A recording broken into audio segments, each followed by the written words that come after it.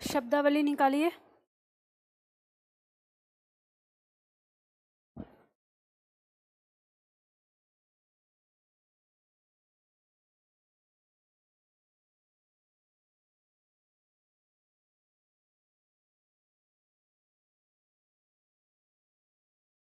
अनेक शब्दों के लिए एक शब्द।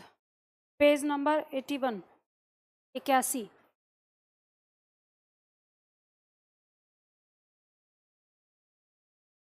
कितना सेट किया है? एक हुआ है। चलो सेट 2, अभ्यास सेट 2। मैं वाक्य को बोलूंगी, उस वाक्य को एक शब्द में क्या कहते हैं आपको बोलना है। जो क्षमा करने योग्य नहीं है, अक्षम्य। जो क्षमा करने योग्य है, क्षम्य। जिस पर आक्रमण हो, आक्रांत। जिसका शत्रु जन्मा ही न हो, अजात शत्रु। जिसे जीता ना जा सके, अजेय। जिसे व्यक्त न किया जा सके, अव्यक्त। जिसके हाथ में शूल हो, शूलपाणी। जिसके हाथ में चक्र हो, चक्रपाणी। जिसके हाथ में वज्र हो, वज्रपाणी। जो सब कुछ जानता है, सर्वज्ञ। बिना पलक गिराए हुए, अनिमेष। घुटने तक बाह वाला, आजान बाहु। जो देखने में प्रिय लगे, प्रियदर्शी। जो भेदा या तोड़ा ना जा सके, अभेद्य। प्रिय वचन बोलने वाली स्त्री, प्रियमवदा। जानने की इच्छा रखने वाला, जिज्ञासु। जीने की इच्छा रखने वाला, जिजीविषा। दूसरे के दोष खोजने वाला, छिद्रान्वेषी। समान रूप से ठंडा और गर्म, समशीतोष्ण। जिसका उत्तर न दिया गया हो, अनुत्तरित। जो पहले था पर अब नहीं है, भूतपूर्व। जो कठिनाई से मिलता है, दुर्लभ। जो सरलता से मिलता है, आहूत। जो सरलता से मिलता है, सुलभ। दुर्लभ का विलोम हो जाएगा, ठीक है। जिसे बुलाया गया हो, आहूत। जिसे ना बुलाया गया हो,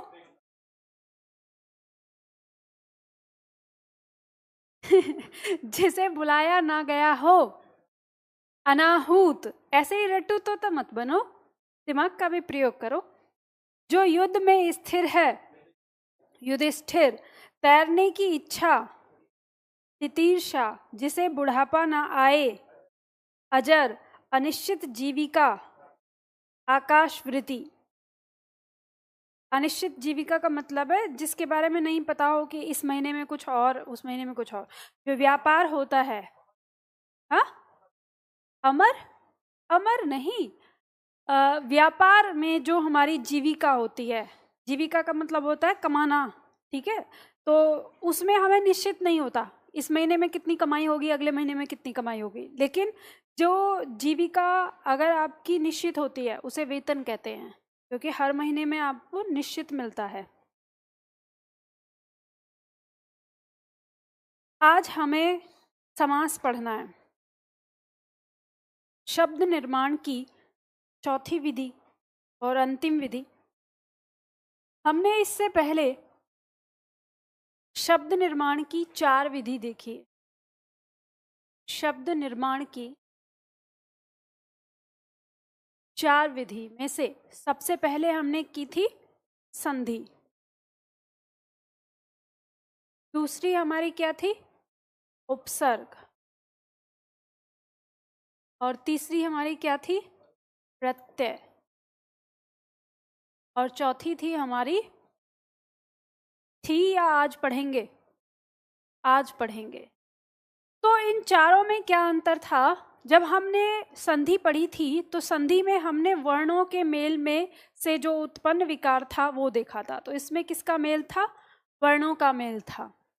उपसर्ग में हमने देखा था कि हमारा कोई मूल शब्द है और इस मूल शब्द के शुरुआत में एक शब्दांश जुड़ता है और ये शब्दांश ही हमारा क्या है? उपसर्ग है, ठीक है। और मूल शब्द के अंत में जो शब्दांश जुड़ता है, ये शब्दांश ही हमारा क्या कहलाया? प्रत्यय। तो ये दोनों एक तरह से अगर हम देखें समान है, शब्दांश हैं दोनों, दोनों का स्वतंत्र रूप से प्रयोग नहीं होता, लेकिन अंतर क्या है? उपसर्ग मूल शब्द के पहले जुड़ता है और प्रत्यय मूल शब्द के बाद में, अंत में जुड़ता है। और जो समास है ये शब्दों का मेल है, इसमें दो या दो से अधिक शब्द हमारे मिलकर एक शब्द बनाते हैं, वही हमारा क्या कहलाता है? समास कहलाता है। ठीक है, तो जो हमने इनमें देखा कि जो टुकड़ा या जो दो शब्द हैं, उन दोनों शब्दों का अर्थ बनने वाले शब्द में निहित होगा, और हमने उपसर्ग और प्रत्यय में देखा कि इसमें जो मूल शब्द है, इस मूल शब्द का अर्थ बनने वाले शब्द में निहित होगा। तो ठीक उसी तरह से समास में भी जो शब्द है, इन शब्दों का जो अर्थ है वो बनने वाले नए शब्द में होगा। ठीक है, उसमें भी तभी हमारा वो क्या होता है? उस विधि से बना हुआ शब्द है। तो जैसे हम देखेंगे यहाँ पे हमारा समास दिया है। अब समास का अगर हम शाब्दिक अर्थ देखें तो समास का शाब्दिक अर्थ हो जाता है संक्षेप। अब संक्षेप का मतलब क्या होता है? संक्षेप का मतलब होता है छोटा करना। छोटा करना, किसी भी चीज को हम जब छोटा करते हैं, उसका संक्षेप करते हैं, तो वही हमारा क्या होता है? संक्षेप, समास कहलाता है। ठीक है, इसमें हम किसी भी चीज को छोटा करते हैं। इसकी परिभाषा कहती है कि जब दो या दो से अधिक शब्द मिलकर एक नवीन शब्द की रचना करते हैं तो उस प्रक्रिया को समास कहते हैं। यानी हम दो या दो से अधिक शब्दों को मिलाकर एक छोटा शब्द बना देते हैं और उसी प्रक्रिया को क्या कहा जाता है? समास कहा जाता है। इस प्रक्रिया से बनने वाला जो शब्द है उसे हम सामासिक पद कहते हैं या हम सामासिक शब्द कहते हैं। ठीक है, अब इसे समस्त पद भी कह दिया जाता है। अब समास के अंदर कौन कौन से अंग हैं ये हमें जानना है, और हमें ये भी जानना है कि समास आखिर किस स्थिति में होगा। तो कोई भी शब्द, जैसे कि हमारे सामने कोई भी शब्द दिया है, तो उस शब्द का वो समास है या नहीं है, ये जानने के लिए हमें देखना होता है कि उसमें समास के अवयव हैं या नहीं, और समास के कितने अवयव होते हैं। तो जब हम समास को पढ़ते हैं तो समास के 4 अवयव होते हैं, जिसमें आता है हमारा समास विग्रह, समस्त पद, पूर्व पद और उत्तर पद। अब हम इसे समझेंगे कि ये चारों आखिर हमारे हैं क्या। तो इसे हम समझने के लिए यहाँ पर एक उदाहरण लेते हैं। जैसे शब्द है हमारे सामने युद्ध क्षेत्र।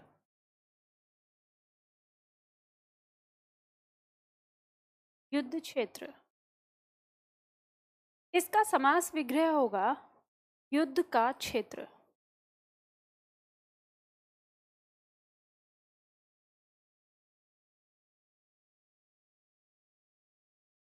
वैसे युद्ध का क्षेत्र होगा या युद्ध के लिए क्षेत्र होगा?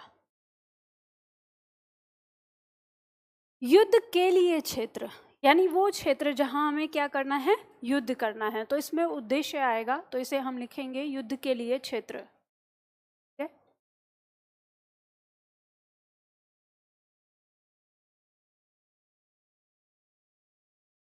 इस क्षेत्र का उद्देश्य क्या है? युद्ध करना। अब देखिए यहाँ पर ये जो हमने लिखा युद्ध के लिए क्षेत्र, ये हमारा कहलाता है समास विग्रह। समास विग्रह, विग्रह का मतलब होता है एक तरह से फैला कर लिखना।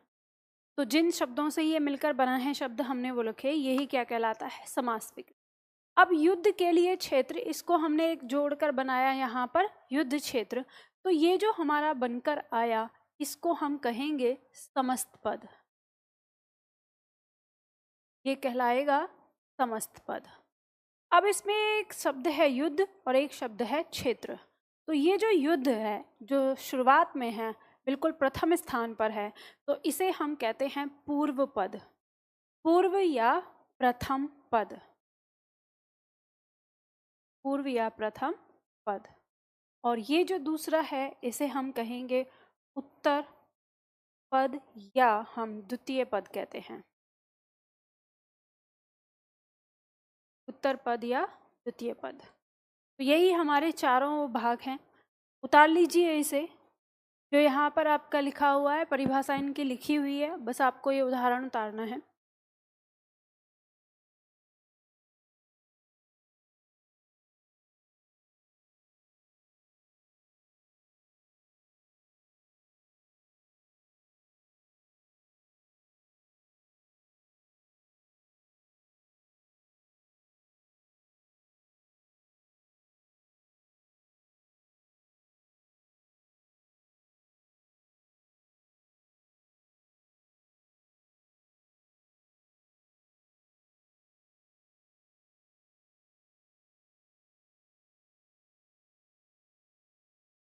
ये बात समझ में आ गई आपको? आपको ये पता होना चाहिए कि समस्त पद का मतलब क्या है, पूर्व पद का मतलब क्या है, उत्तर पद का मतलब क्या है और समास विग्रह का मतलब क्या है। ठीक है, आपकी परिभाषा इसी से ही बनेंगी जो आगे समास आएंगे।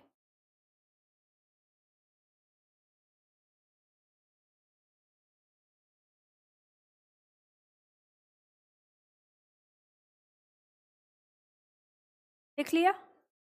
मिटा दूं? चलो देखो, अब इसके बाद हम पढ़ते हैं कि समास हमारा कितने प्रकार का होता है।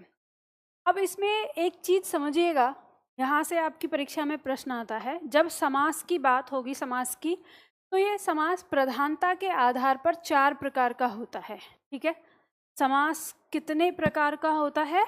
4 प्रकार का। लेकिन हिंदी भाषा में समास कितने पाए जाते हैं? तो 6 आएंगे। ठीक है, समास की अगर हम गिनती करेंगे तो कितना हो जाएगा? 6 हो जाएगा। तो आप देखो, यहाँ पे आप देखेंगे जिसका पूर्व पद प्रधान है वह समास हमारा क्या कहलाता है? एक समास है हमारे पास वो, और वो कौन सा है? अव्ययी भाव समास। लिख लीजिए मेरे साथ साथ, अव्ययी भाव समास। दोनों पद प्रधान, तो जिसमें दोनों पद प्रधान होते हैं ये हमारा होता है द्वंद्व समास। द्वंद्व समास। दोनों पद अप्रधान, दोनों पद अप्रधान का मतलब जिसके दोनों ही पद प्रधान नहीं है, कोई तीसरा पद प्रधान होता है उसमें, तो ये आता है हमारा बहुव्रीहि समास। बहुव्रीहि समास, जिसमें दोनों पद अप्रधान होते हैं, गौण होते हैं। गौण का मतलब होता है कम महत्वपूर्ण। और आता है चौथा उत्तर पद प्रधान। जिन समास का उत्तर पद प्रधान होता है उसे हम उत्तर पद प्रधान के अंतर्गत रखते हैं, और इसमें आता है हमारा तत्पुरुष समास। तत्पुरुष समास के 2 उपभेद पाए जाते हैं, जिसमें आता है कर्मधारय समास और द्विगु समास।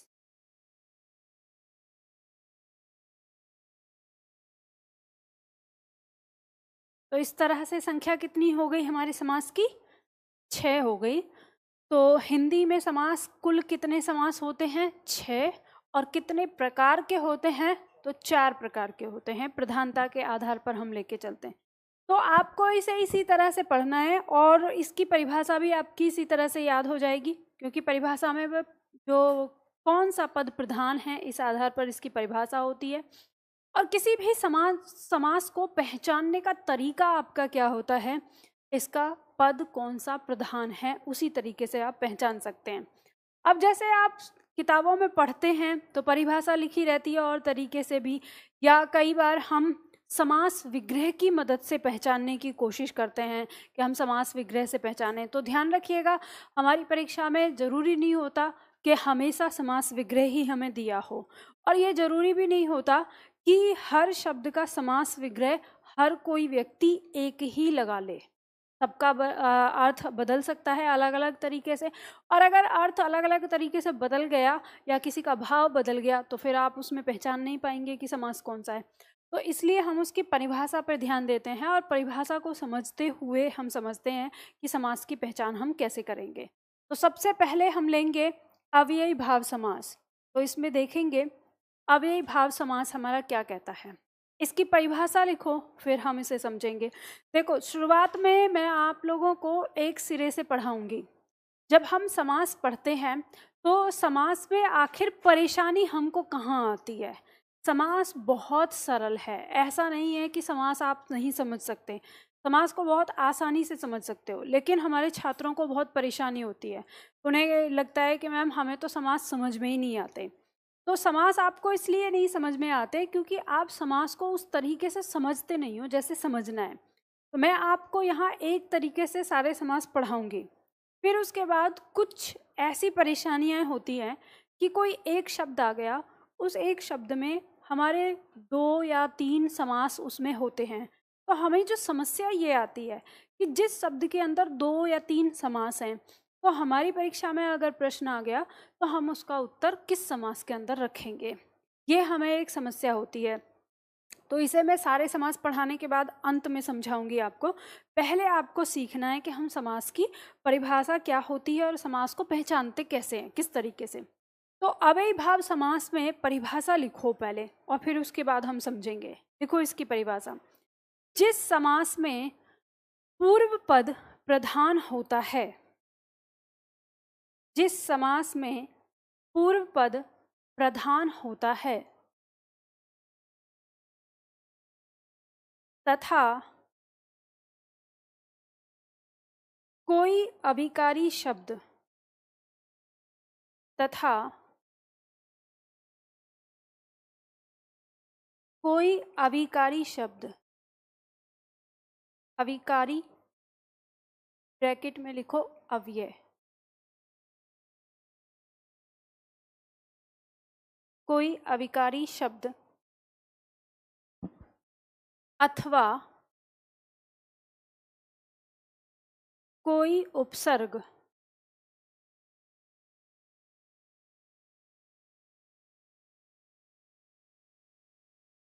परिभाषा में क्या लिखा है आपने शुरू में? जिस समास में पूर्व पद प्रधान होता है तथा इसके बाद लिखो वह पूर्व पद, तथा वह पूर्व पद कोई अभिकारी शब्द अथवा उपसर्ग होता है। फिर दोबारा से सही करना, जिस समास में पूर्व पद प्रधान हो तथा वह पूर्व पद कोई अभिकारी शब्द ब्रैकेट में अव्यय अथवा कोई उपसर्ग हो, तो वहाँ अव्ययीभाव समास होता है। तो वहाँ अव्ययीभाव समास होता है।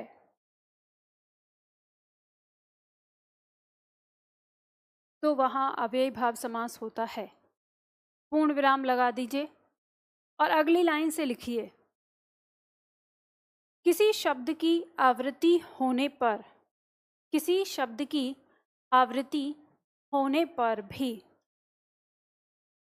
किसी शब्द की आवृत्ति होने पर भी अव्ययीभाव समास होता है। किसी शब्द की आवृत्ति होने पर भी अव्ययीभाव समास होता है। आवृत्ति होने पर भी अव्ययीभाव समास होता है। ठीक है, किसी शब्द की आवृत्ति अगर दिखाई देगी आपको शब्द में तो उसमें भी अव्ययीभाव समास होता है। अब देखो, हमने इसकी परिभाषा लिखी। परिभाषा कहती है कि कोई हमारा शब्द है, ठीक है, और उस शब्द का पूर्व पद प्रधान है, और पूर्व पद प्रधान होने के साथ साथ उसका जो पूर्व पद है वो कोई या तो अव्ययी शब्द है या तो फिर कोई उपसर्ग है। तो देखो, जो पूर्व पद प्रधान होगा वो प्रधान तभी होता है जब उसका पूर्व पद या तो कोई उपसर्ग हो या तो कोई अव्यय हो। अव्यय का मतलब भी होता है आपका जो जिसमें कोई परिवर्तन नहीं होता।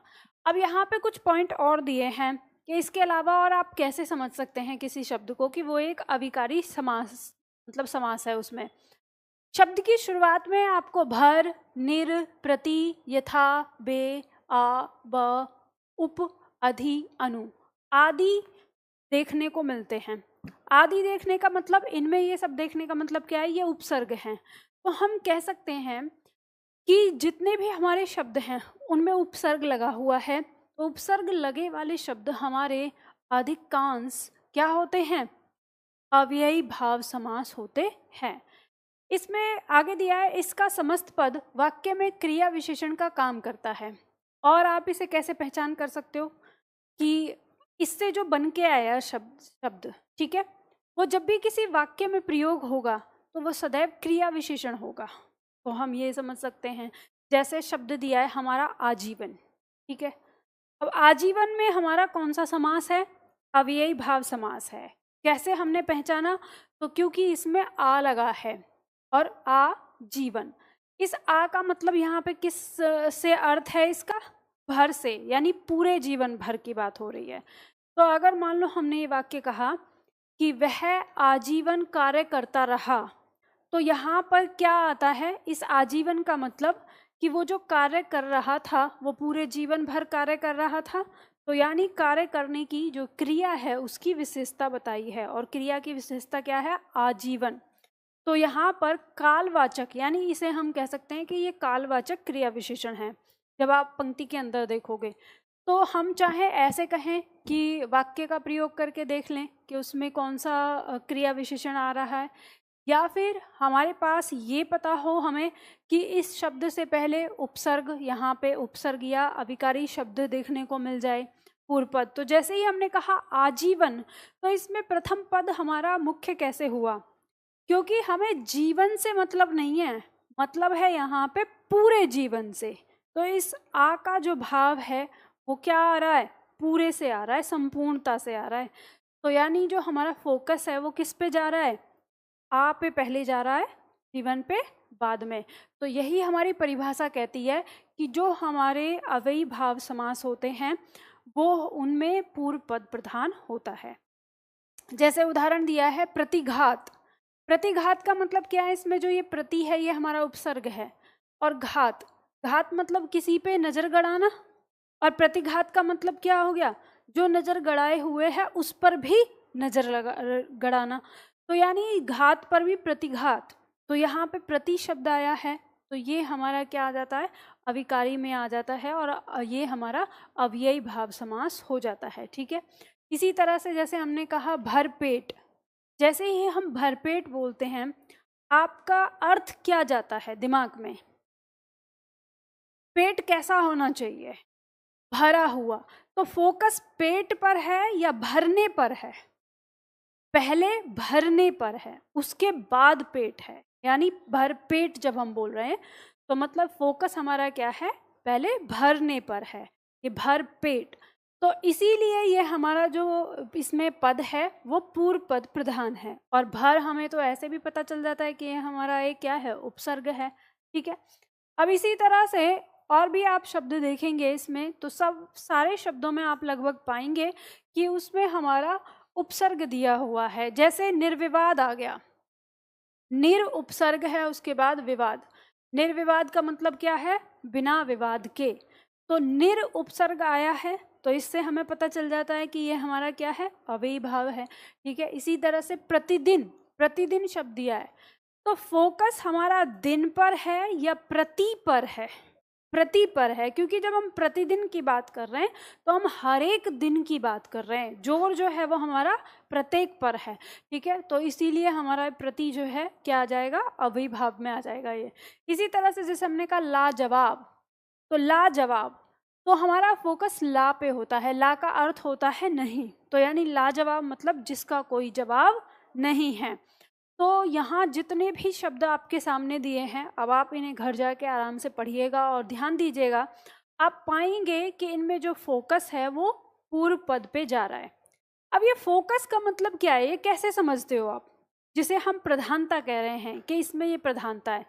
तो इसे आप ऐसे समझना कि जब आप किसी शब्द का नाम लेते हो ना, तो जैसे ही आप नाम लेते हो तो आपके दिमाग में फोटो बनती है। जैसे मान लो अगर मैं ये कहूँ, मैंने कहा शेर, तो आपके दिमाग में ना शेर की फोटो बनेगी।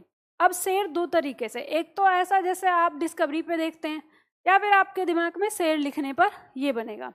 अब अगर मैं इसी को अगर लॉयन कह दूं तो आपके दिमाग में दो तरह से फोटो बनेगा, एक बार रोमन लिपि में लिखा हुआ लॉयन, या तो वो बनेगा या फिर जो आपने टीवी पर देखा है। तो कहने का मतलब है कि हमारे दिमाग में फोटो बनती है, तो अब कौन सी फोटो बन रही है हमारे दिमाग में, किस चीज की सबसे पहले फोटो बनती है? जिस चीज की सबसे पहले फोटो बनती है वही प्रधान है, ठीक है। तो जैसे ही हमने कहा प्रतिदिन, हमने बोला, तो प्रतिदिन में हमारे दिमाग में दिन की फोटो बाद में बनती है, पहले प्रति पर जोर आता है कि ऐसे कह दें कि दिन, दिन नहीं प्रतिदिन, यानी हर एक दिन, एक एक दिन की बात कर रहे हैं, तो फोकस जो है वो प्रति पर जा रहा है। ऐसे ही हमने कहा कि अकारण, जैसे ही हमने बोला अकारण, तो अकारण का मतलब क्या हो गया? बिना कारण के। तो कारण से पहले मतलब नहीं, जैसे ही हम कहते हैं अकारण ही लड़ रहे हो, मतलब फोकस किस पे गया? बिना शब्द पर। तो बिना मतलब तो पूर्व पद हमारा क्या है? यहाँ पर प्रधान है, और इसीलिए क्या है? हमारा अविकारी शब्द है, अविभाव समास है, ठीक है। क्या, कौन सा शब्द? बखूबी। देखो, बखूबी का मतलब है, इस ब का मतलब है साथ, और खूबी, खूबी मतलब कोई भी एक तरह का कुछ अच्छी चीज, विशेषता एक है। तो यहाँ पर ये कह रहा है कि बखूबी, बखूबी का मतलब हो गया खूबी के साथ। तो जो फोकस है वो हमारा खूबी से पहले किस पे है? साथ होने पे है, बा, यानी इसके अर्थ पर। इसी तरह से जैसे हम बेधड़क कहते हैं कि बेधड़क, तो बेधड़क का मतलब होता है बिना किसी डर के। तो यानी इस डर का भाव से पहले हमारे दिमाग में किसका भाव आता है? कि कोई डर नहीं, यानी नहीं होना। तो इसलिए हमारा पूर्व पद प्रधान हो जाता है इसमें, ठीक है। अब इस तरह से हमारे शब्द आते हैं, यहाँ पर देखेंगे हम जो नीचे दिया है, जैसे बारंबार, दिनों दिन। अब ये वो शब्द हैं जहाँ शब्द की आवृत्ति हो रही है। तो दूसरा पॉइंट हमने ये भी लिखा परिभाषा का, कि अगर किसी शब्द की आवृत्ति होती है तो भी हमारा वहां पे कौन सा समास होता है? अव्ययी भाव। जैसे बारंबार, बारंबार का मतलब क्या है? किसी चीज का बार बार होना। तो यहाँ पे बार बार शब्द की आवृत्ति है। जैसे हमने कहा दिनों दिन, दिनों दिन का मतलब एक दिन के बाद फिर दिन, यानी हर दिन की बात हो रही है, तो दिनों दिन हो गया यहाँ पे। ऐसे ही शब्द आ गया धीरे धीरे, एक एक, दो दो। अब ध्यान दीजिएगा, धीरे धीरे, एक एक, दो दो, अगर हम इन चीज़ों को ध्यान से देखें तो इनमें कोई समास नहीं होता है, क्योंकि समास के लिए समास विग्रह का होना जरूरी है। अगर चीज में, किसी भी शब्द में अगर समास विग्रह नहीं होता तो वो समास नहीं है। जैसे हमने इसको कहा दिनों दिन, तो दिनों दिन का जब हम समास विग्रह निकालते हैं तो ये आता है कि एक दिन के बाद दूसरा दिन, अभी दूसरे दिन के बाद तीसरा दिन।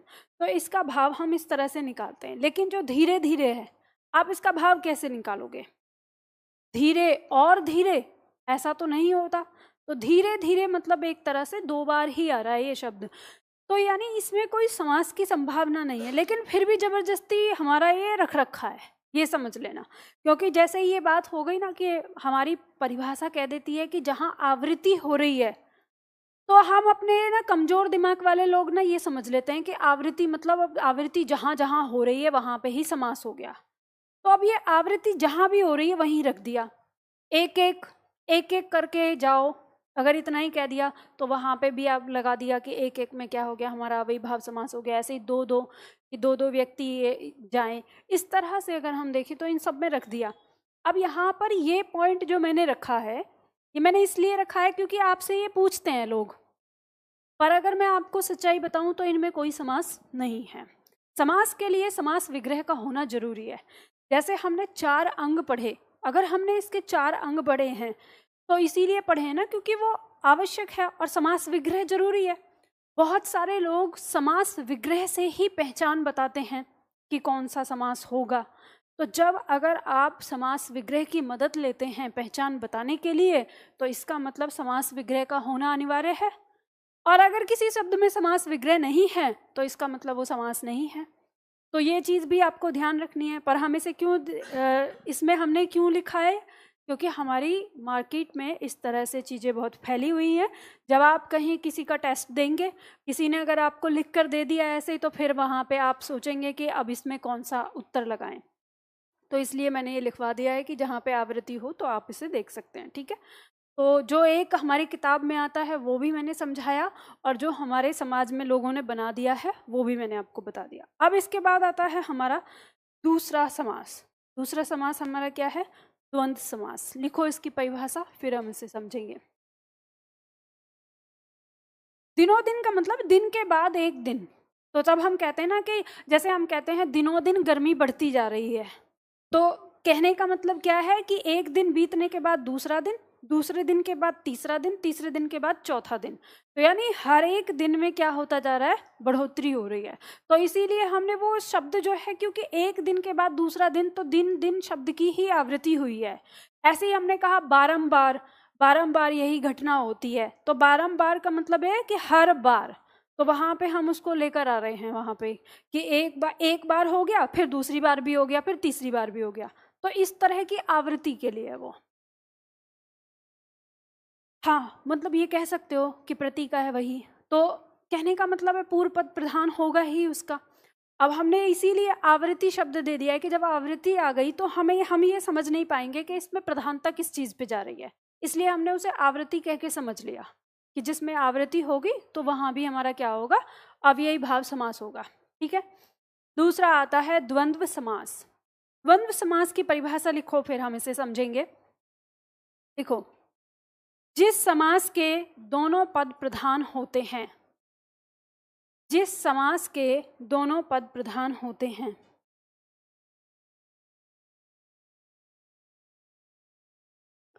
कमा, तथा दोनों पदों में, जिस समास के दोनों पद प्रधान होते हैं तथा दोनों पदों में या तो पूरक का संबंध होता है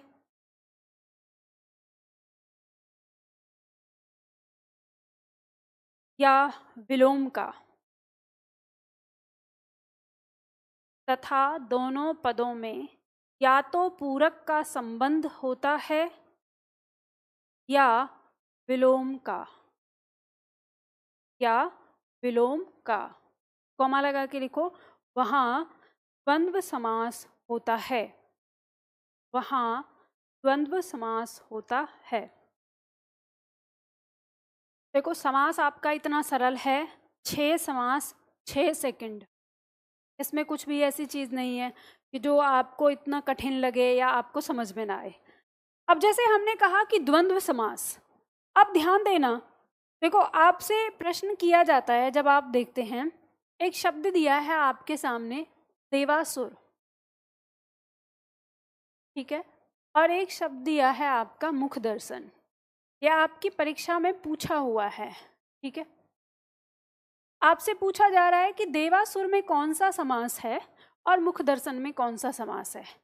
तो हमको जैसे पढ़ाया जाता है ना, तो हमको इस तरह से पढ़ा दिया जाता है कि द्वंद्व समास को हम ऐसे याद कर लेते हैं कि जिस शब्द के बीच में हमें योजक चिन्ह देखने को मिलेगा वो क्या हो जाएगा? हमारा द्वंद्व समास हो जाएगा।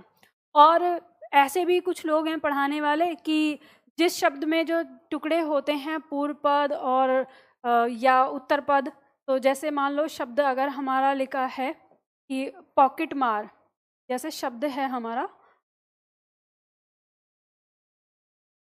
शब्द है पॉकेट मार, तो अब बताया किसी ने, मैंने देखी थी, ये मेरे पास भेजा था किसी बच्चे ने शॉर्ट ट्रिक, तो उसने समझाया था कि जिसका पूर्व पद हो 3 वर्णों का और उत्तर पद हो 2 वर्णों का, तो वहाँ पर हमारा द्वंद्व समास, तत्पुरुष समास हो जाता है। तो जैसे ये पूछा, बस एक ही उदाहरण दे दिया, तो मैंने कहा वो इस तरीके से अगर है तो फिर हमारा शब्द आ गया घुड़सवार, ये तो उल्टा हो गया। ये हो गया पूर्व पद 2 शब्दों का और ये हो गया हमारा 3 शब्दों का, तो ये तो शॉर्ट ट्रिक पलट दी इसने, ये भी तत्पुरुष होता है। तो ऐसी अगर उल्टी सीधी कोई आपको शॉर्ट ट्रिक बताए कि 2 शब्दों का, 2 वर्णों का या 3 वर्णों का, तो ऐसी बेकार है, उस तरह से नहीं समझना है। तो इसी तरह से हम जैसे योजक शब्द की मानते हैं, तो एग्जामिनर को भी पता चल गया कि आप लोग योजक शब्द के तरीके से पहचान करते हो, तो उसने ये 2 शब्द दे दिए, देवासुर में समास बताओ और मुख दर्शन में समास बताओ। अब योजक शब्द यहाँ पे दिया है, ये है तत्पुरुष समास, ठीक है, और ये है हमारा द्वंद्व समास। अब आपने कैसे पहचान किया? कि इसमें तो योजक चिन्ह आने के बाद ये तत्पुरुष हो गया और इसमें तो कोई योजक चिन्ह आया नहीं है, उसके बाद ये द्वंद्व समास हो गया। तो हमें कैसे पता चलेगा? तो हमें जब तक हम परिभाषा को सही ढंग से नहीं समझेंगे ना, तब तक हमें इसके बारे में पता नहीं चलेगा। तो हमारी परिभाषा ने हमें क्या समझाया? हमारी परिभाषा ने कहा कि जो द्वंद्व समास होता है इसके दोनों पद प्रधान होते हैं। ठीक है, दोनों पद प्रधान का मतलब है कि फोकस जो है वो हमारा दोनों पदों पर जाएगा, ना पूर्व पद पर ना केवल उत्तर पद पर। दोनों पद ही हमारे क्या होंगे? प्रधान होंगे। लेकिन उन दोनों पदों के मध्य या तो पूरक का संबंध होगा या तो विलोम का संबंध होगा। और इसे आप इस तरह से समझ सकते हो कि इस द्वंद्व का मतलब होता है झगड़ा। ठीक है, द्वंद्व का मतलब होता है झगड़ा। एक तरह से हम कह सकते हैं कि झगड़ा किन लोगों के बीच में होता है? दो विलोम हो जिनके विचार एक दूसरे से अपोजिट हो तो उनके बीच में झगड़ा हो जाएगा, या फिर वो लोग जो अपने आप को कम ना समझते हों। एक कहता है कि मैं किसी से कम नहीं, तो दूसरा कहता है मैं भी कौन सा कम हूँ, मैं भी किसी से कम नहीं, तो उनके बीच में झगड़ा हो जाएगा। तो ये शब्द हमारे सामने जो दो आए हैं कि शब्दों के बीच में पूरक का संबंध या फिर शब्दों के बीच में विलोम का संबंध आपको दिखाई दे, वही हमारा क्या होगा? द्वंद्व समास होगा।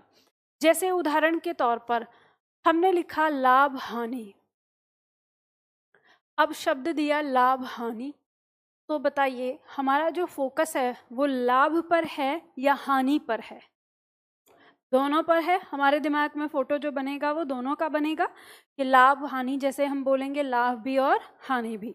तो ये दोनों एक दूसरे के ऐसे भी क्या है? विलोम है। तो चाहे तो हम ऐसे पहचान ले कि हमारा फोकस किस पे जा रहा है, या हम ये पहचान लें कि दोनों शब्दों के मध्य किसका संबंध है। देखो, ऐसा नहीं है कि आपको ये सारी चीजें जाननी है। इन सारी चीजों में से कोई एक चीज की भी पहचान अगर आपको हो गई ना, तो आपको समझ में आ जाएगा कि समास कौन सा है। या तो आपको ये पता चल जाए कि प्रधानता किस चीज की है, ठीक है, या आपको ये पता चल जाए कि दोनों शब्दों के मध्य क्या है, विलोम है या पूरक है। तो यहाँ आपको ये पता चल जाता है कि लाभ का विलोम क्या होता है? हानि। तो भी आप पहचान लेंगे इसको। और अगर हम इसकी प्रधानता की तरफ ध्यान देते हैं तो हमें पता चलता है कि दोनों के फोटो हमारे दिमाग में उभर के आते हैं। अब उसी तरह से जो शब्द लिखा मैंने देवासुर, आपने कैसे पहचाना कि वो शब्द हमारा द्वंद्व समास है? देवासुर का मतलब है देव और असुर, तो उसमें संधि करके रख दिया गया है। ठीक है, देव और असुर में संधि कर दी गई है। देव माने देवता, असुर माने राक्षस। तो देवता और राक्षस क्या है? एक दूसरे के विलोम है। तो दोनों शब्दों के बीच में क्या है? विलोम का संबंध है। और विलोम का संबंध होते ही वो कौन सा समास है? हमारा द्वंद्व समास है। ठीक है, अब उसी तरह से शब्द आता है आपके सामने दाल रोटी। अब ये बताइए, खाने के लिए आपको क्या चाहिए? दाल चाहिए या रोटी? दोनों चाहिए। तो दोनों क्या है? एक दूसरे की पूरक हैं। ठीक है, ये दोनों क्या हैं? पूरक। अब इसी तरह से आपने लिखा हवा पानी। आपको जिंदा रहने के लिए किसकी आवश्यकता है? हवा की या पानी की? दोनों की। तो हवा पानी एक दूसरे के क्या हैं? पूरक हैं। तो अब आपको इन दोनों में से ये अंतर समझ में आएगा कि जो शब्द एक दूसरे के पूरक हैं तो वो शब्द ऐसे होंगे जिनकी आवश्यकता हमें दोनों की है, और जो एक दूसरे के विलोम हैं तो वो आपको विलोम शब्द आते ही हैं तो पता चल जाएगा। अब जैसे मान लो माता पिता है, माता पिता शब्द पूरक है या विलोम है? ध्यान रखना, अगर लिंग के आधार पर पूछा जाए, अगर लिंग के आधार पर पूछा गया तो विलोम होंगे, अन्यथा आवश्यकता के आधार पर पूरक हैं। अब इसमें आपको ये समझना है कि माता पिता, भाई बहन, शिव पार्वती, या राम सीता, या राधा कृष्ण, अगर हम इन शब्दों को लें, जहाँ पर भी स्त्री पुरुष के अगर एक साथ आए होंगे तो वो हमारे पूरक में ही आता है। ठीक है, हम उसे विलोम में नहीं रखते। विलोम में वो कब आता है? जब आता है जब वो हम लिंग के आधार पर उसका विलोम पूछेंगे। ठीक है, तो अब यहाँ पर ध्यान दो कि जो आपका द्वंद्व समास है, इस द्वंद्व समास में पाप पुण्य से लेकर यहाँ तक मारपीट तक जितने भी उदाहरण दिए हुए हैं ये सबके उदाहरण किस समास में हैं? द्वंद्व समास में है। तो जो छात्र यूपी की परीक्षाओं की तैयारी कर रहे हैं तो उनके लिए इनका सबका उदाहरण याद कर लेना है। ये सारे उदाहरण हमारे किस समास के हैं? द्वंद्व समास के।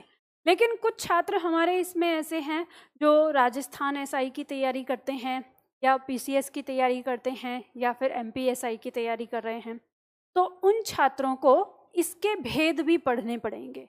तो इसके 3 भेद दिए हैं कि द्वंद्व समास के कितने प्रकार हैं? 3 प्रकार। कौन कौन से? वैकल्पिक द्वंद्व, इतरेतर द्वंद्व और समाहार द्वंद्व। जब हम इनकी परिभाषा को देखते हैं तो हमें इनकी इनकी परिभाषा क्या कहती है? वैकल्पिक द्वंद्व समास की परिभाषा कहती है जहां दोनों पद अथवा शब्द से जुड़े होते हैं वहां वैकल्पिक द्वंद्व समास होता है। ठीक है। और इतरेतर द्वंद्व की परिभाषा कहती है कि जहां दोनों पद और शब्द से जुड़े होते हैं वहां इतरेतर द्वंद्व समास होता है। अब मान लो आपके सामने एक शब्द दिया है लाभ हानि और एक शब्द दे दिया माता पिता, और इनका समास विग्रह आप करेंगे तो कैसे करेंगे? लाभ और हानि कहते हैं या लाभ अथवा हानि कहते हैं? ऐसा जरूरी तो नहीं है कि आप लाभ अथवा हानि कहेंगे, आप ये भी कह सकते हैं लाभ और हानि।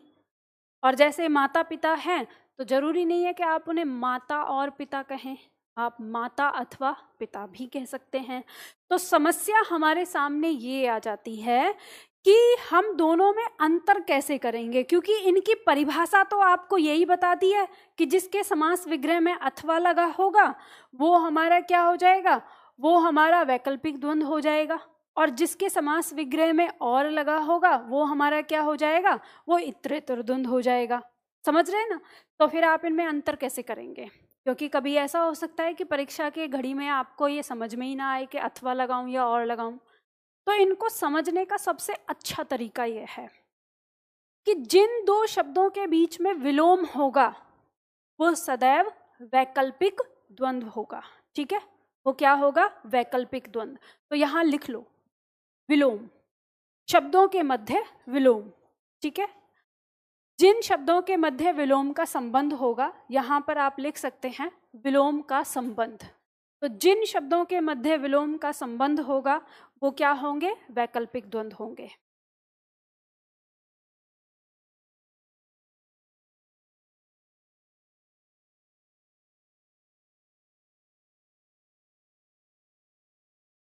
देखो ऑनलाइन वाले छात्र जो हैं ये जो किसी चीज के लिए ये बोलते हैं ना कि मैम इसको रिपीट कर दो, मैं आप लोगों को पहले भी समझा चुकी हूँ और पहले भी बता चुकी हूँ कि मैं जो यहाँ बोलती हूँ वो चीज़ आपको मेरे बोलने के ठीक 40 सेकंड बाद सुनाई देती है, और आप जब मुझे कमेंट लिखकर यहाँ देते हो तो वो चीज़ मुझे आपके ठीक 40 सेकंड बाद दिखाई देती है। तो आप ये बताइए कि आप किस बात के लिए रिपीट करने के लिए बोल रहे हैं, ये तालमेल कैसे जुड़ पाएगा? तो उससे कहीं ज़्यादा अच्छा है कि आपके पास ना वीडियो को पीछे जाके प्ले करने की सुविधा है। तो आप यहाँ पे कमेंट लिखने की बजाय वीडियो को पीछे ले जाओ और जितनी बार मन करे 10 बार, 20 बार, 50 बार, 100 बार, उतनी बार मुझसे रिपीट करवा लो। अब आप यहाँ पे लिखोगे और फिर रोओगे और फिर आंसू जैसे इमोजी बहकोगे यहाँ पर, उससे कुछ नहीं होने वाला बच्चा। मुझे ये पता ही नहीं चलेगा कि आप कौन सी बात को रिपीट कराने की बात कर रहे हो। मुझे कैसे समझ में आएगा कि किस बात के लिए आप रिपीट करा रहे हो? ठीक है, तो यहाँ पे बार बार ये कमेंट, और फिर ऊपर से एक बगल वाला लिखता है ये तो रिप्लाई ही नहीं करते। मतलब आप लोगों को ये समझ में नहीं आता। मैं हर रोज क्लास में कहती हूँ कि कमेंट मत किया करो, सावधानी से पढ़ो, अगर नहीं समझ में आ रहा है तो दोबारा रिपीट कर लो, उसे चला लो। ये बात मुझे बार बार दोहरानी पड़ती है। तो इस तरह की चीजें मत करो। अब एक पूछ रहे हैं विलोम का मतलब, भाई ये तो कुछ ज्यादा ही तगड़ा आ गया। विलोम का मतलब क्या होता है भैया? विलोम का मतलब होता है बेटा उल्टा। जैसे लड़का का विलोम लड़की, तो क्या है? उल्टा। जैसे आकाश का विलोम पाताल, ये क्या है? उल्टा। इसे विलोम कहते हैं। ठीक है, जैसे हमने कहा लाभ, लाभ का मतलब होता है कुछ हमें प्राप्त होना, और इसका उल्टा क्या होगा? हमारे पास से भी चले जाना, अर्थात हानि। तो लाभ का उल्टा हानि। जैसे दिन, दिन मतलब जब उजाला होता है, इसका उल्टा क्या होगा? रात, जब अंधेरा होता है। तो ये दिन का उल्टा क्या है? रात। इसको विलोम कहते हैं। अगर आपको विलोम शब्द भी नहीं पता है तो फिर तो सोचनीय विषय है, फिर तो आप हिंदी में कुछ भी सीख ही नहीं पाएंगे ना। चलो, तो ये बात आपको समझ में आ गई ना, शब्द के बीच में हमें क्या दिखेगा? उल्टा। अब देखो कैसे, यहाँ पे दिया है पाप पुण्य, पाप अथवा पुण्य, ये आपको पता है दोनों क्या है? एक दूसरे के विलोम है। देवासुर, देव और असुर, तो दोनों क्या है? एक दूसरे के विलोम है। रात दिन विलोम है। आग पानी विलोम है। जय पराजय, जय माने विजय होना, जीत जाना, पराजय माने हार जाना, तो दोनों विलोम है एक दूसरे के।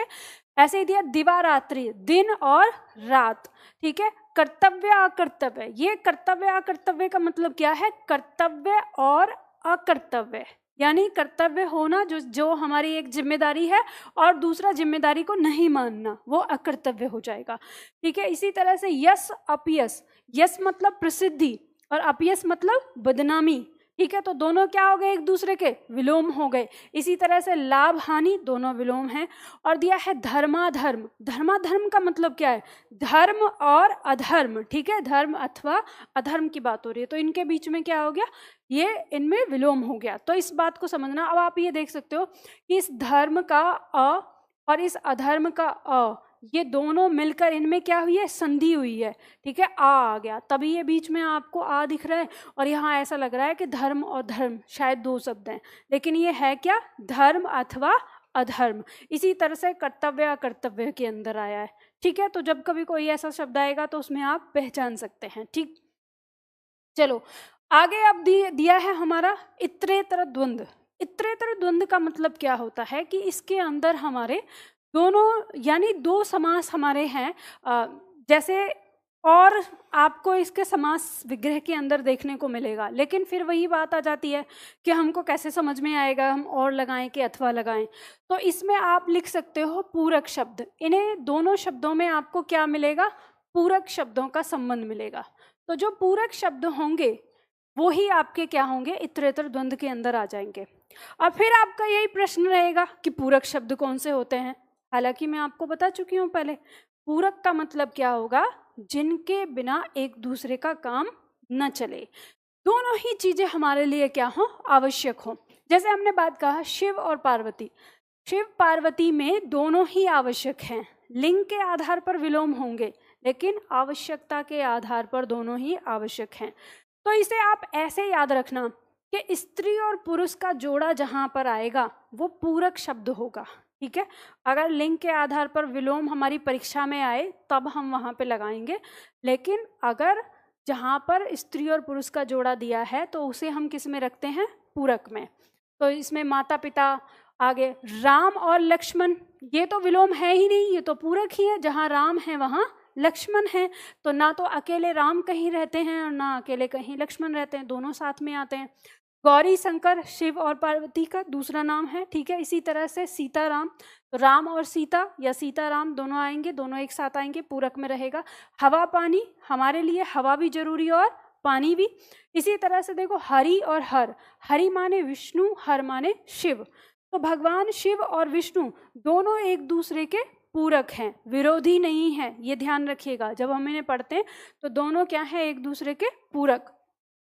दाल रोटी, हमारे लिए दाल खाने के जब हम देखते हैं तो दाल जरूरी है कि रोटी? दोनों की जरूरत होती है। अब इसी में आप प्रश्न कहेंगे कि मैम अगर दाल चावल आ जाएं तो आ जाएं तो क्या हो गया? रोटी आएगी या चावल आएगा? कुछ एक तो चाहिए ही ना, तो वो भी क्या हो जाएगा? पूरक हो जाएगा। लोटा डोर, कुएं से पानी निकालने के लिए लोटा की आवश्यकता है या डोर की? तो दोनों की जरूरत है, तो दोनों पूरक हैं। ऐसे ही अन्न जल, अन्न और जल दोनों ही क्या हैं? एक दूसरे के पूरक हैं।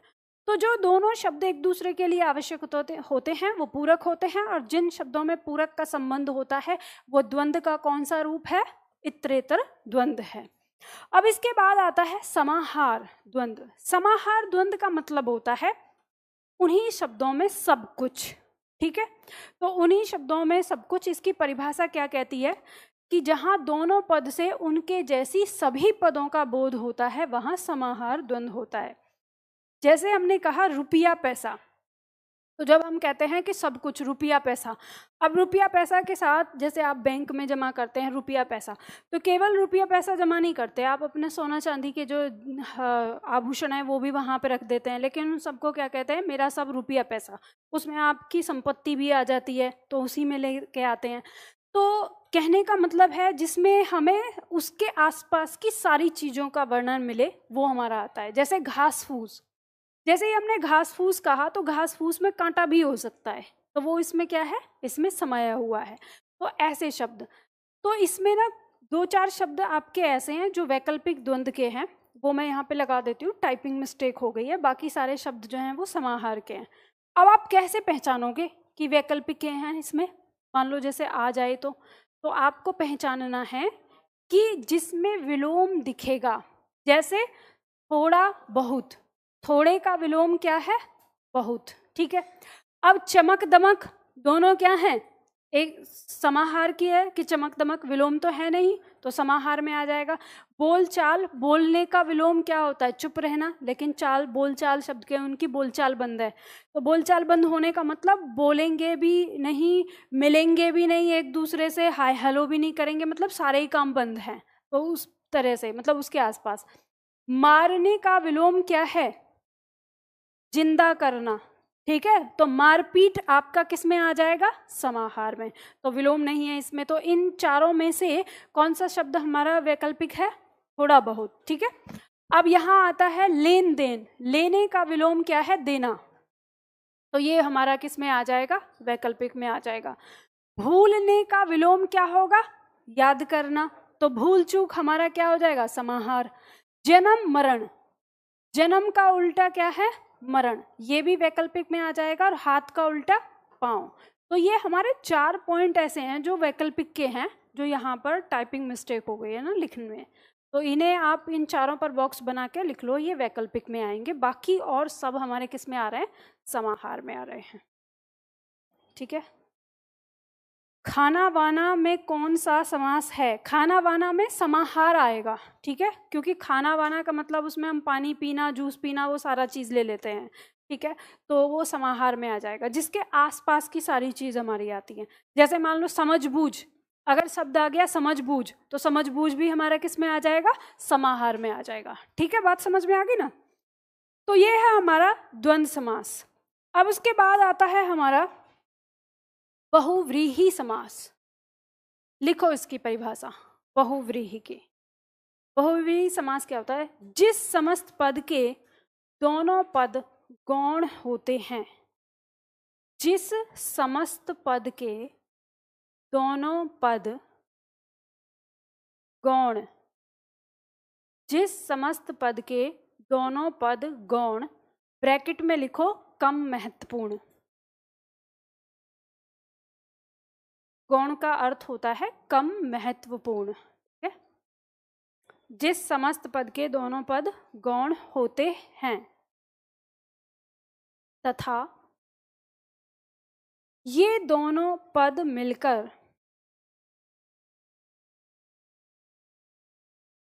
तथा ये दोनों पद मिलकर,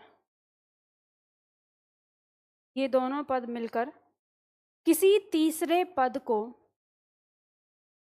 अस्तित्व में लाते हैं,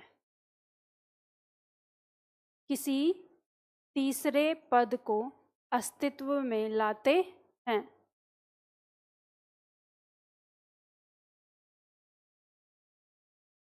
किसी तीसरे पद को अस्तित्व में लाते हैं, यही तीसरा पद प्रधान होता है, यही तीसरा पद प्रधान होता है।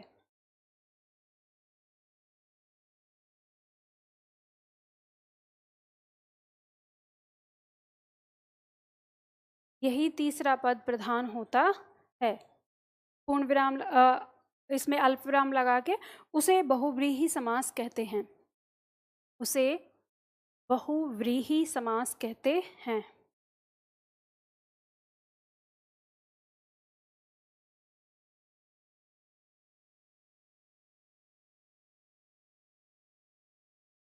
ठीक है, उसे बहुव्रीहि समास कहते हैं।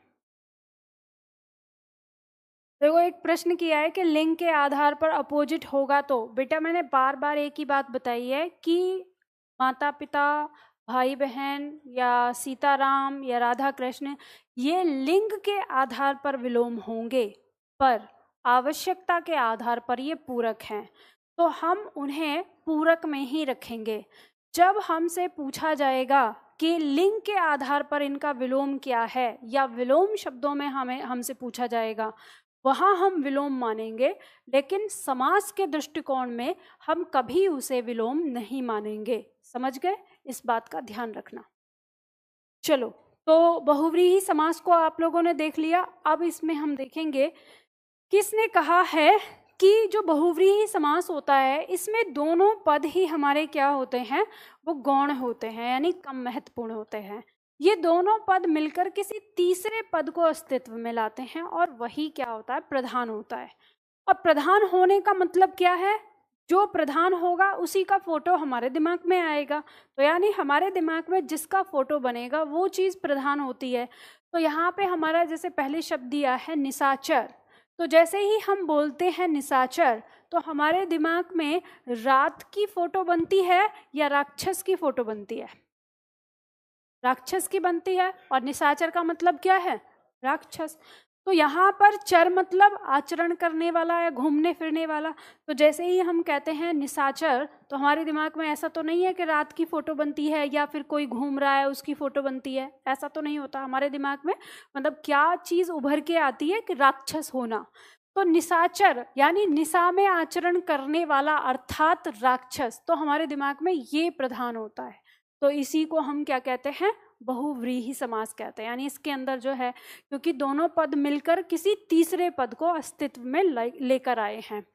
जैसे शब्द आ गया देवराज, देव और राज, राज माने राजा, देव माने देवता। तो हमारे दिमाग में राजा की फोटो बनती है, देवता की फोटो बनती है, या देवराज कहने पर इंद्र की फोटो बनती है, इंद्र की फोटो बनती है। तो यहाँ हमें पता चल जाता है कि देवराज शब्द जो है वो हमारा क्या है, बहुव्रीहि समास है, यानी देवों का राजा अर्थात इंद्र। इसी तरह से वज्रपाणी हम कहते हैं या सचीपति जब हम कहते हैं, वज्र यानी जिसके पाणी मतलब हाथ में वज्र है, यानी जिसके पास वज्र है वो, या जो सची का पति है वो। तो हमारे दिमाग में फोटो किसकी बनती है, इंद्र की बनती है। तो यानी ये इंद्र के एक तरह से नाम हैं, हम ये कह सकते हैं कि इंद्र के नाम हैं ये। तो ये हमारा तीसरा पद अस्तित्व में आ रहा है, इसलिए हम इसको क्या कह रहे हैं, बहुव्रीहि समास कह रहे हैं। जैसे ही हमने कहा गिरिधर, हमारे दिमाग में पर्वत की फोटो बनती है या उसे धारण करने वाले की फोटो बनती है, या गिरिधर नाम से कृष्ण की फोटो बनती है, कृष्ण की फोटो बनती है। तो यानी तीसरा पद अस्तित्व में आता है। गिरि यानी पर्वत, धर मतलब धारण करने वाला, वह जो गिरि को धारण करने वाला है अर्थात कृष्ण। अब चाहे हम चक्रपाणी कहें चाहे हम मुरारी कहें, मुरारी का मतलब क्या हो गया, वह जो मुर क्या है, एक राक्षस का नाम है, अरि माने शत्रु, वह जो मुर का शत्रु है अर्थात कृष्ण। तो हम मुरारी बोलते हैं तो मुरारी से आपके दिमाग में किसकी फोटो आती है, कृष्ण की फोटो आती है। तो ऐसा तो नहीं कि राक्षस की फोटो आ रही है आपके दिमाग में, नहीं आ रही। हो सकता है कि अब से पहले आपको पता ही ना हो कि मुरारी शब्द का ये भी मतलब है, तो आपके दिमाग में मुरारी का मतलब कृष्ण ही आता था। तो अर्थात पद निकल रहा है। तो ये जो अर्थात पद निकल रहे हैं यही हमारे क्या किसको दिखाते हैं, बहुव्रीहि समास होना दिखाते हैं। तो दोनों पद मिलकर हमारे तीसरे पद को अस्तित्व में लेकर आ रहे हैं, तो यही हमारा बहुव्रीहि समास है। इसमें कहीं किसी को दिक्कत, आप आराम से समझ सकते हैं। कोई भी हमारा शब्द है, जैसे देखो उदाहरण से समझ लो, मकर ध्वज दिया है, मकर ध्वज मतलब वह जिसका मकर का ध्वज है, मकर माने मछली।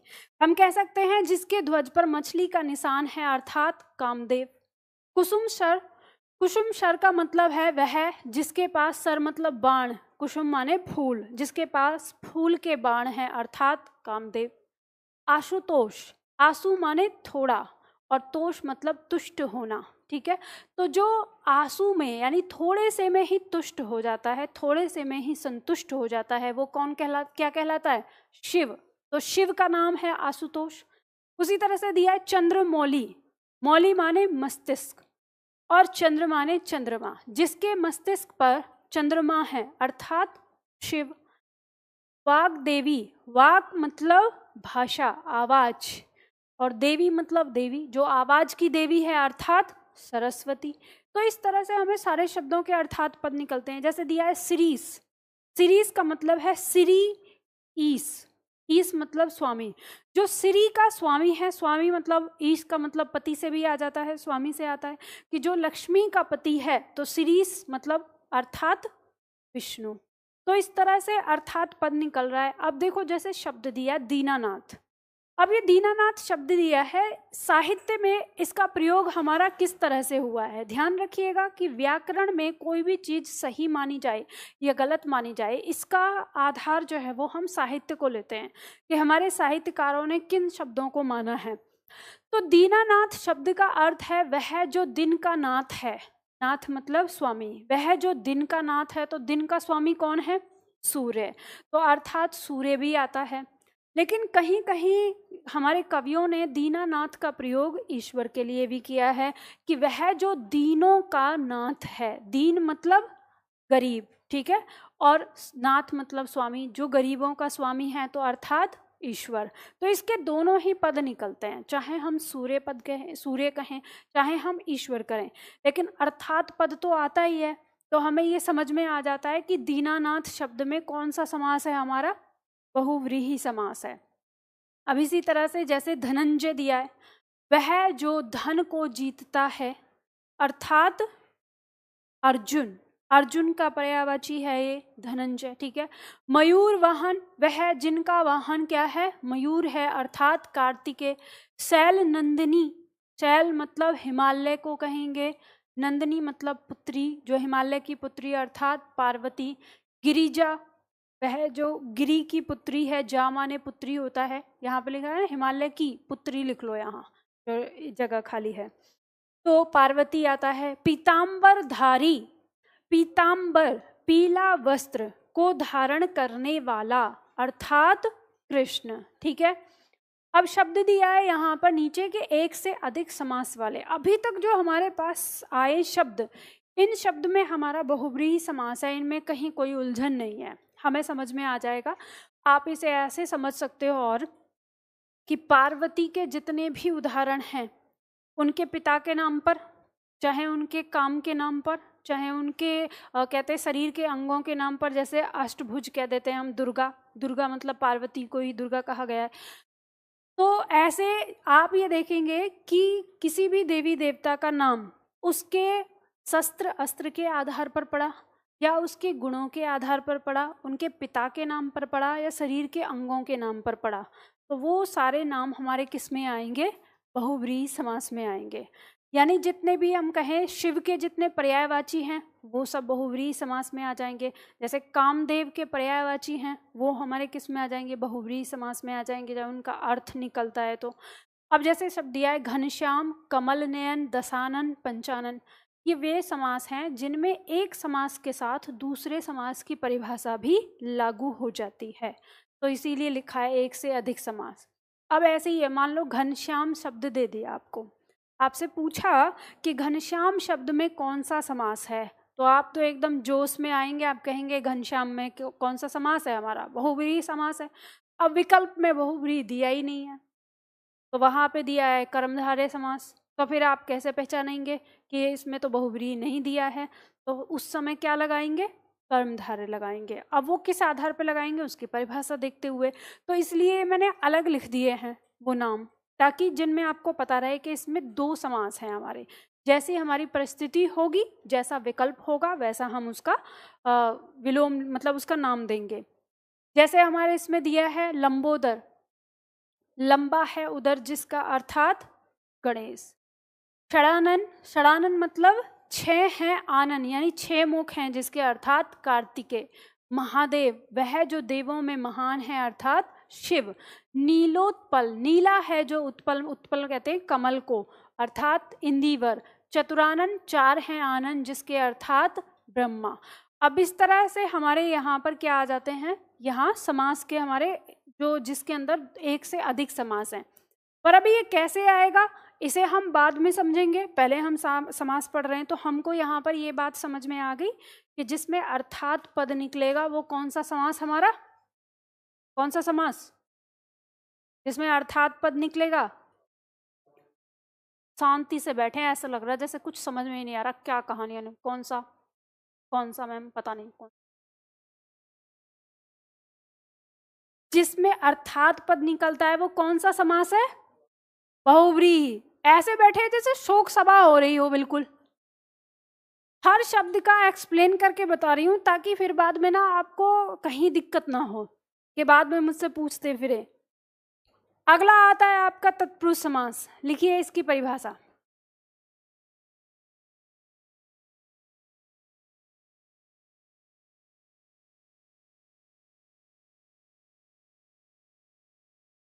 देखो इसमें जिस समास में पूर्व पद गौण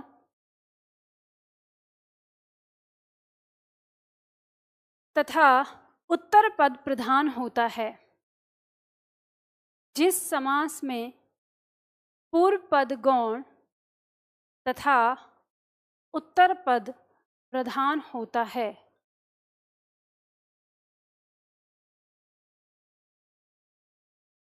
उसे तत्पुरुष समास कहते हैं। जिस समास में पूर्व पद गौण तथा उत्तर पद प्रधान होता है, उसे तत्पुरुष समास कहते हैं। इसकी परिभाषा इतनी है, इसमें उत्तर पद प्रधान होगा। उत्तर पद प्रधान यानी जो उत्तर पद होगा उसी की फोटो आपके दिमाग में बनेगी। अब पूर्ण विराम लगा के अगली लाइन से एक लाइन लिख लो। इसके समास विग्रह से भी आप समझ सकते हो इसको। देखो इस समास के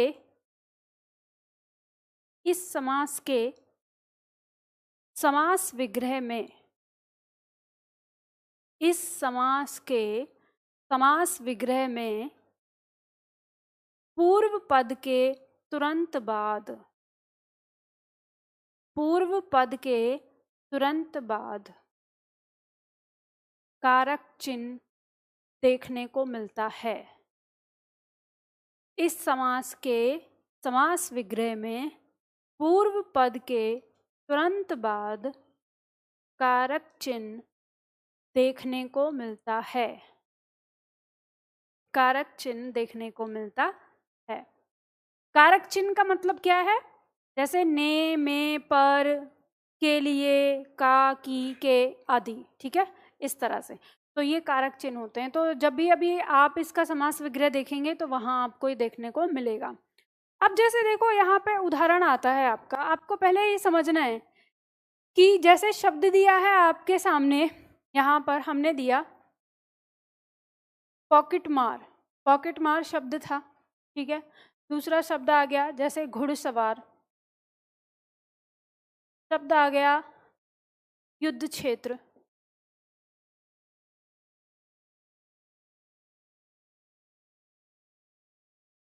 जैसे शब्द आ गया गुणहीन। अब ये जो शब्द हैं आपके, इन सारे शब्दों में आपका तत्पुरुष समास है। और आपको कैसे पता चलेगा, इनका उत्तर पद प्रधान है। उत्तर पद किस तरह से प्रधान है, जैसे हमने कहा पॉकेट मार, आपके दिमाग में किसकी फोटो बनती है, जेब की फोटो बनती है या जेब को काटने वाले व्यक्ति की फोटो बनती है, काटने वाले की बनती है। भले ही उसकी शकल स्पष्ट ना बने लेकिन एक आकृति बनती है एक मनुष्य की, है ना। तो यानी मार, जो पॉकेट को मार के लेके गया है उसकी फोटो बन रही है, उत्तर पद प्रधान। तो दिमाग में इसका भाव आता है पहले, उसके बाद पॉकेट का आता है। जैसे ही हमने कहा घुड़सवार, तो आपके दिमाग में केवल घोड़े की फोटो बनती है या घोड़े के ऊपर बैठे हुए व्यक्ति की फोटो बनती है। तो उस व्यक्ति की फोटो बनती है यानी जो घोड़े पर सवार है। तो घुड़सवार का मतलब घोड़े पर सवार, ठीक है।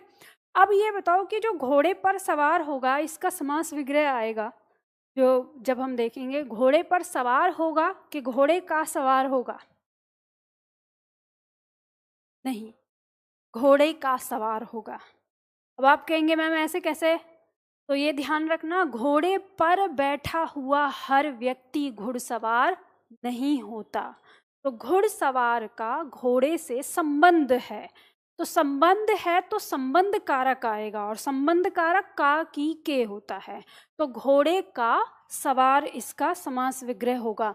इसमें बहुत विवाद है, बहुत लोग, अगर आप गूगल पे देखेंगे तो गूगल पे भी लोगों ने लिख दिया है घोड़े पर सवार।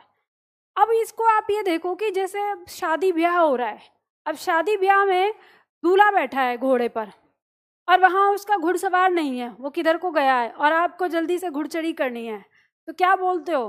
अरे इसका घुड़सवार कहाँ गया? घुड़सवार क्यों बोल रहे हो? घोड़े पर बैठा तो आया दूल्हा, उसको बोलो घुड़सवार। लेकिन आप नहीं बोलते, आप कहते हैं अरे घुड़सवार को बुलाओ। तो क्यों आपने ऐसा बोला? क्योंकि जिससे घोड़े का संबंध है वही है घुड़सवार, घोड़े पर बैठे हुए से नहीं है, मतलब घोड़े का संबंध जिससे, जो घोड़ा जिसको समझता है और सवार जिस घोड़े को समझता है, तो वो दोनों एक दूसरे से बंधे हुए हैं उस संबंध के कारण, तो इसलिए वो आता है। लेकिन इसमें सब लोग ना बहुत सारे उल्टे सीधे रखते हैं, तो ये घोड़े का सवार होता है, इसका समास विग्रह जब भी आएगा। अब जैसे शब्द आता है युद्ध क्षेत्र, तो युद्ध क्षेत्र जब आप बोलते हैं तो आपके दिमाग में युद्ध की फोटो आती है या मैदान की फोटो आती है?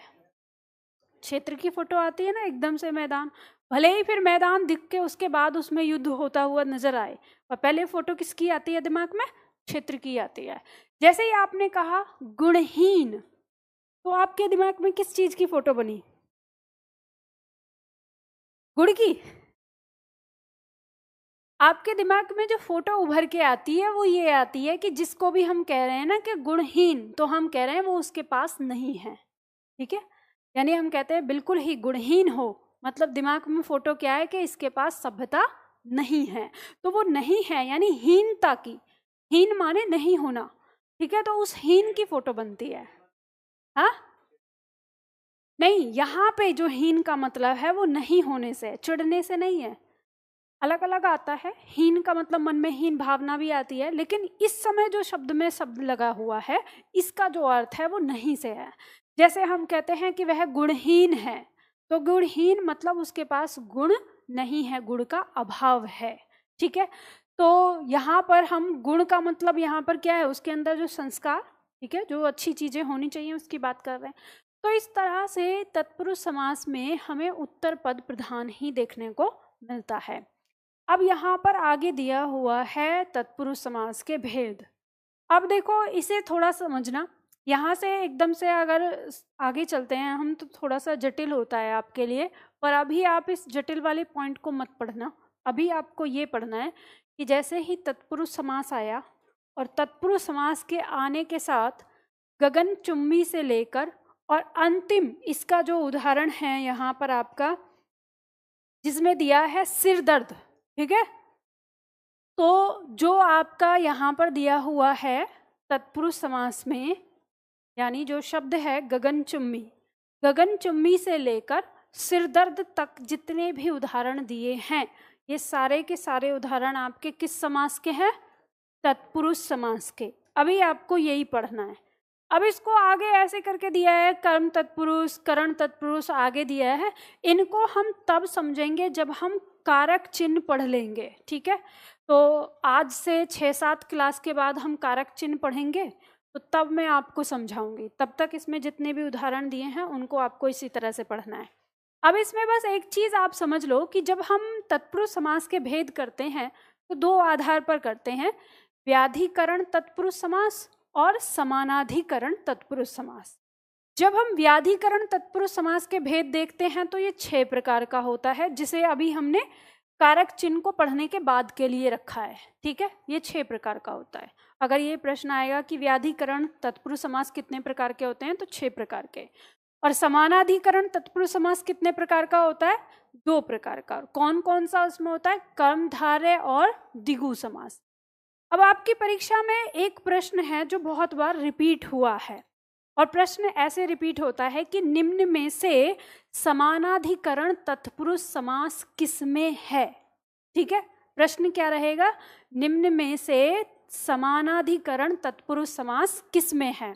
तो विकल्प में आपको या तो द्विगु समास देखने को मिलेगा या तो कर्मधारय, तो बस आपको वही उत्तर लगा देना है, कर्मधारय या द्विगु। अगर दोनों दिए हैं तो दोनों का ऑप्शन पूछ रहा होगा, नहीं तो दोनों में से किसी एक को रखता है वो, ठीक है, ऐसा प्रश्न आता है, तो इसको ध्यान रखिएगा। बाकी और सारी चीज़ों को हम पढ़ेंगे कब, जब हम कारक चिन्ह पढ़ लेंगे तब, ठीक है। अब इसके बाद हमारे सामने दिया हुआ है अगला समानाधिकरण का पहला तत्पुरुष, जिसे हमने यहाँ पे दिया है 2 प्रकार का होता है, द्विगु समास।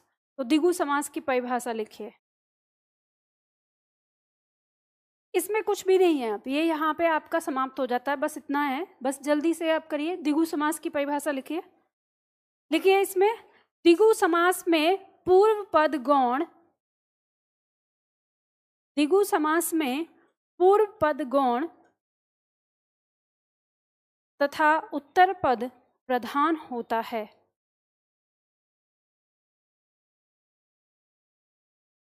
द्विगु समास में पूर्व पद गौण तथा उत्तर पद प्रधान होता है। अब ये परिभाषा किसकी जैसी है, तत्पुरुष समास के जैसी। तो तत्पुरुष समास और द्विगु समास में क्या अंतर होगा, तो आगे लिखो, किंतु, किंतु इसका पूर्व पद संख्यावाचक होता है, कॉमा लगा के लिखना है, किंतु इसका पूर्व पद संख्यावाची होता है। बस ये ही इसकी क्या है, तत्पुरुष समास से इसका अंतर है। हाँ, संख्यावाचक होता है। और कर्मधारय में लिखो फिर परिभाषा, आगे, इसके आगे कर्मधारय में लिखो, कर्मधारय समास का पूर्व पद गौण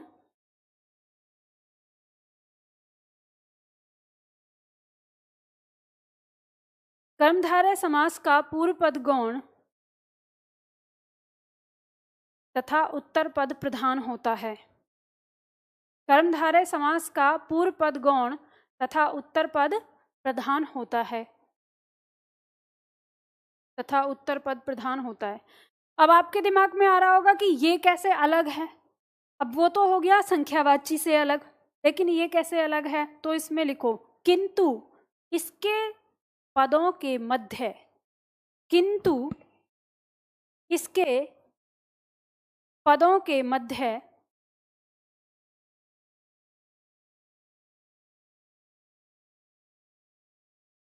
किंतु इसके पदों के मध्य उपमेय उपमान, उपमेय उपमान अथवा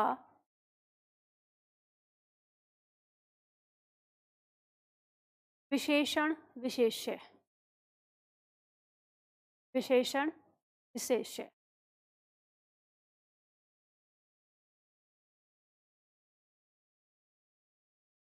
किंतु इसके पदों के मध्य विशेषण विशेष्य का संबंध होता है, का संबंध होता है।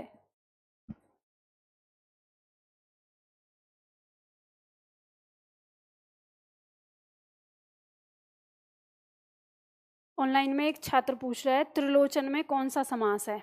अच्छा, ये प्रश्न उसने तब पूछा है, तब तक हम द्विगु समास पढ़ने भी नहीं लगे हैं।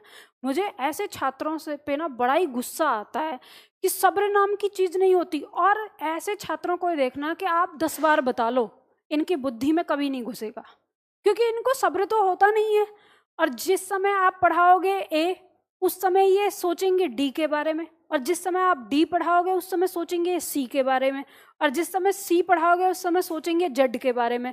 तो जिस समय जो पढ़ा रहा है उस बारे में तो सोच नहीं रहे, तो तालमेल तो बैठता नहीं है, और फिर बाद में कहते हैं मास्टर ने पढ़ाया ही नहीं, फिर ये हो जाती है। अब देखो, मैंने यहाँ पे आपको 2 चीज़ें बताई हैं। अब आपके दिमाग में अभी पहला प्रश्न ये आ रहा होगा कि उपमेय उपमान और विशेषण विशेष्य क्या होता है, ठीक है। तो यहाँ ऐसे समझ लो, जैसे हमने कहा कि उसका मुख चंद्रमा के समान है, हमने बोला मुख चंद्रमा के समान, तो यहाँ पर हम जो बात कर रहे हैं, इस मुख की तुलना किससे कर रहे हैं, चंद्रमा से कर रहे हैं। तो ये मुख और चंद्रमा के बीच में जो है वो उपमेय उपमान का संबंध है। जो ये मुख है ये क्या है, उपमेय, और जो उपमान है वो क्या है? चंद्रमा। तो चंद्रमा यहाँ क्या है? उपमान। और मुख क्या है यहाँ? उपमेय। क्योंकि बात जो हो रही है वो मुख के बारे में हो रही है, तो जिसके बारे में बात होती है उसे उपमेय कहते हैं, और जिससे तुलना की जाती है वो क्या होता है? उपमान होता है। अगर हमने कहा मीनाक्षी, उसकी आंखें मीन के समान हैं, मीन माने मछली, तो हम बात कर रहे हैं आंखों के बारे में, तो आंखें क्या हो गई यहाँ? उपमेय। और तुलना किससे कर रहे हैं? उसकी मछली से, तो मछली क्या हो गया? उपमान। तो इसी तरह से अब जैसे मान लो हमने कहा क्रोधाग्नि, तो क्रोध रूपी अग्नि, हम बात कर रहे हैं किसके बारे में? क्रोध के बारे में, तो क्रोध क्या हो गया? उपमेय। और उसकी तुलना किससे कर रहे हैं? अग्नि से, तो अग्नि क्या हो गया? उपमान। तो इस तरह से शब्दों के मध्य पहचान लोगे, उपमेय और उपमान। दूसरा आता है विशेषण और विशेष्य। विशेषण और विशेष्य मतलब क्या है? जैसे हमने कहा काली गाय, अगर हमने शब्द बोला काली गाय, गाय क्या है? एक संज्ञा है। कैसी गाय? काली गाय। अब ये काली क्या है? इसकी विशेषता बताने के लिए आई है, तो इसने विशेषता बताई इसके रंग की, कि गाय कैसी है? काली। तो काली गाय, इन दोनों शब्दों के बीच में विशेषण और विशेष्य का संबंध है। यानी जो विशेषण है वो क्या है? काली, और विशेष्य क्या है? गाय। तो इन दोनों के मध्य में आ गया यहाँ पर विशेषण विशेष्य का संबंध। जैसे हमने कहा महात्मा, तो महात्मा का क्या मतलब होता है? ऐसी आत्मा जो महान है, तो उसमें महा जो है वो विशेषण है, और आत्मा जो है वो क्या है? वो विशेष्य है। तो महात्मा के अंदर कौन सा आ गया? विशेषण विशेष्य का संबंध आ गया। तो इस तरह से हम इसमें पहचानेंगे। तो बात समझ में आ गई ना? आपको समझ में आ जाएगा, ठीक है। अब देखो यहाँ पर उदाहरण दिया है। अब ये तो हमने उसका देखा जो हमारे कर्मधारय का। अब दोनों है हमारे पास, एक है द्विगु समास और एक है कर्मधारय समास। द्विगु समास ने कहा कि पूर्व पद क्या होगा? संख्यावाची, और ये 100% होगा हर जगह, कोई अपवाद नहीं इसमें। जैसे दिया है आपका पंचवटी, 5 वटों वाला स्थान, क्या हो जाएगा? पंचवटी। तो यहाँ पर पंच माने 5, तो इसमें कौन सा समास? द्विगु समास। चौराहा में चौ, इसका अर्थ क्या है? 4, तो ये क्या हो गया हमारा? द्विगु समास। त्रिफला में त्र क्या है? 3, तो ये क्या हो गया हमारा? द्विगु समास। अब देखो आपको एक चीज बताती हूँ, आपको तमाम किताबों में ऐसा भी देखने को मिलेगा, या कुछ लोग आपको ऐसा पढ़ाते हुए मिलेंगे कि पंचवटी जो है इसमें बहुव्रीहि समास है, ऐसा कहते मिलेंगे। तो ध्यान रखना, सिरे से काट देना। हुआ क्या है, एक मार्केट में आती है बुक, बहुत पुरानी बुक है वो, 2007-8 से आ रही है, ठीक है। राइटर का नाम मैं यहाँ पे क्या बोलूँ, आप अपने आप समझ जाएंगे, जिसमें बहुत सारी गलतियां हैं उत्तर में। तो उस किताब में टाइपिंग मिस्टेक हुई, गलती से गलती हुई, और ये जो उस किताब के मालिक हैं, मतलब जिन्होंने छापी है, उन्होंने भी स्वीकार किया है कि ये गलती से गलती है। लेकिन हमारे देश के जो अध्यापक हैं वो किताब में लिखी बात को पत्थर की लकीर साबित कर देते, और वो उस गलती से हुई गलती को भी गलती नहीं कहते, वो अपने थॉट को बदल देंगे उसको सही सिद्ध करने के लिए। तो गलती से ये हो गया कि प्रश्न था कि पंचवटी में कौन सा समास है, तो गलती से उस किताब में बहुव्रीहि ही आ गया, जबकि होना था उसमें द्विगु। तो ये किताब वालों ने भी स्वीकार किया, और आगे उन्होंने उसको सुधार भी दिया। जब एक चीज आई तो उन्होंने उसे सुधार भी दिया कि पंचवटी में ना द्विगु समास है। लेकिन हमारे समाज के अध्यापकों में आज भी वो बहुव्रीहि है। क्या कहते हैं उसका आधार? भाई बहुव्रीहि के लिए आपको अर्थात पद चाहिए, तो कहते हैं पंचवटी 5 वटों वाला स्थान, अर्थात जहां राम सीता ने रहने के लिए कुटी बनाई थी। इतना मतलब दिमाग मेरा खराब होता है। समास का मतलब पहले पढ़ रहे हैं शाब्दिक अर्थ संक्षेप, मतलब छोटा, और ये आप क्या बना रहे हो? अर्थात पद, जहां राम सीता ने रहने के लिए कुटी बनाई थी। इतना लंबा एक वाक्य बनेगा क्या? अर्थात, या तो आप ये कहोगे पंचवटी 5 वटों वाला स्थान अर्थात पंचवटी, फिर दोबारा अर्थात पंचवटी रखोगे तो भी बहुव्रीहि नहीं है, क्योंकि अर्थात में कोई तीसरा पद चाहिए, वो नहीं आना चाहिए। फिर आप ये लिख रहे हो। फिर दूसरा प्रश्न ये आता है कि पंचवटी उसका नाम तब पड़ा था जब राम और सीता ने कुटी बनाई थी, या पहले से ही था?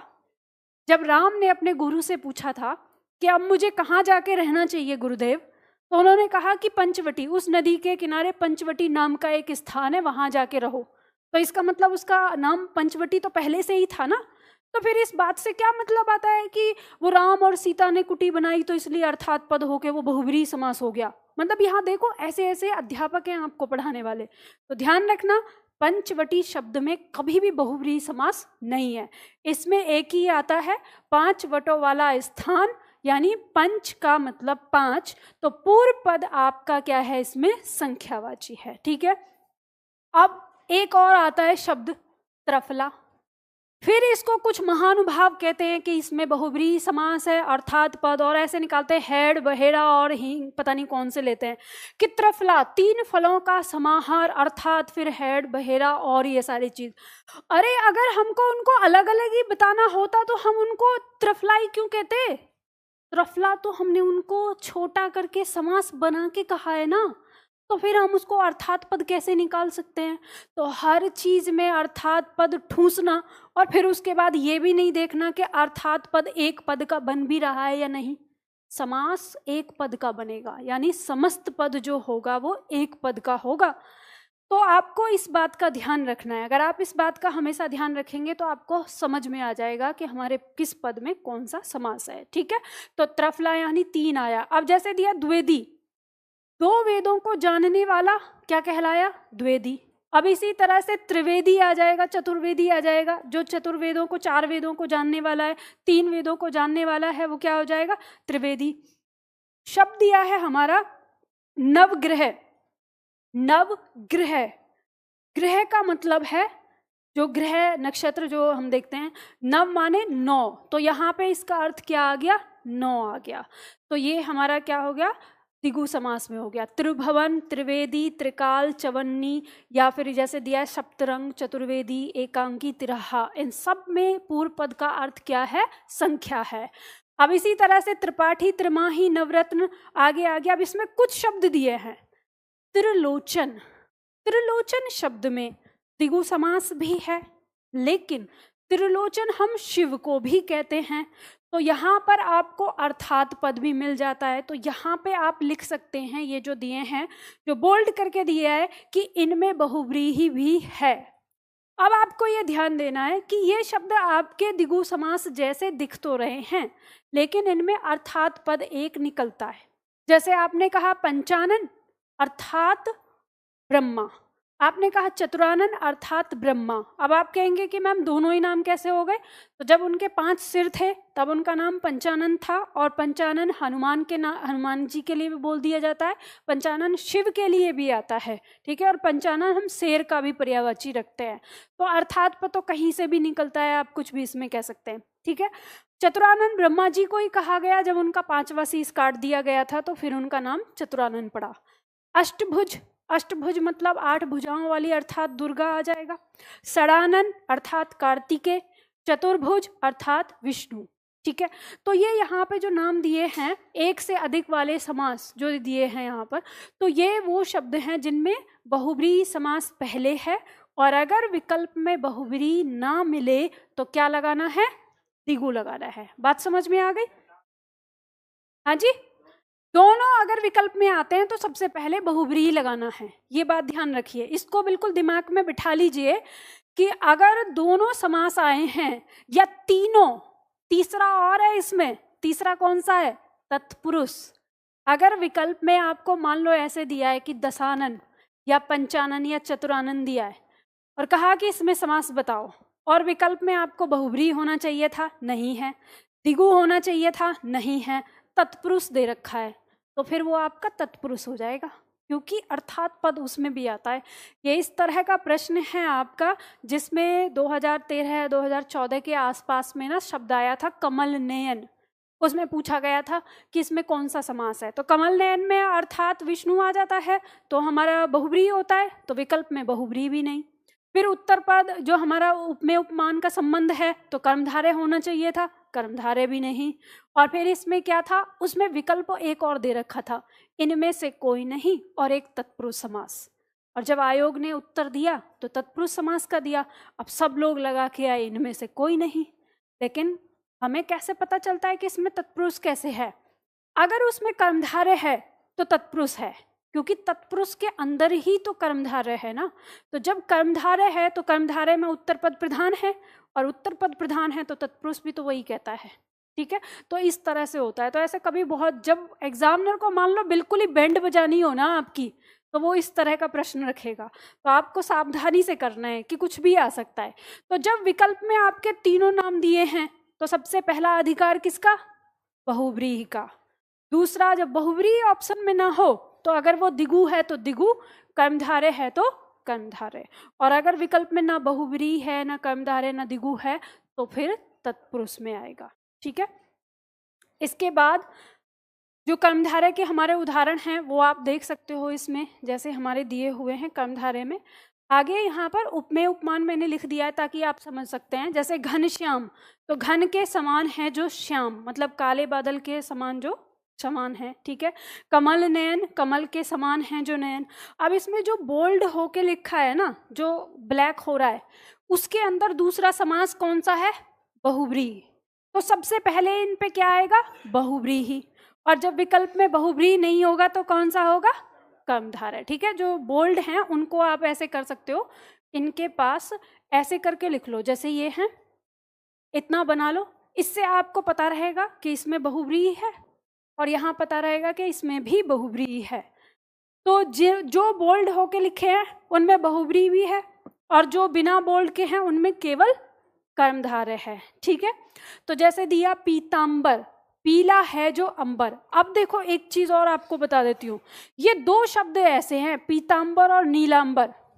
किताबों ने तो इनमें बहुव्रीहि समास रख रखा है, लेकिन आयोग कभी बहुव्रीहि समास इसमें मानता नहीं है, ठीक है। इन दोनों को एकदम इस तरह से समझ लो। किताबों में तो सबने लिख रखा है कि पीतांबर, नीलांबर, इनको क्या कर रहा है कि बहुव्रीहि समास, लेकिन इसमें आयोग नहीं मानता।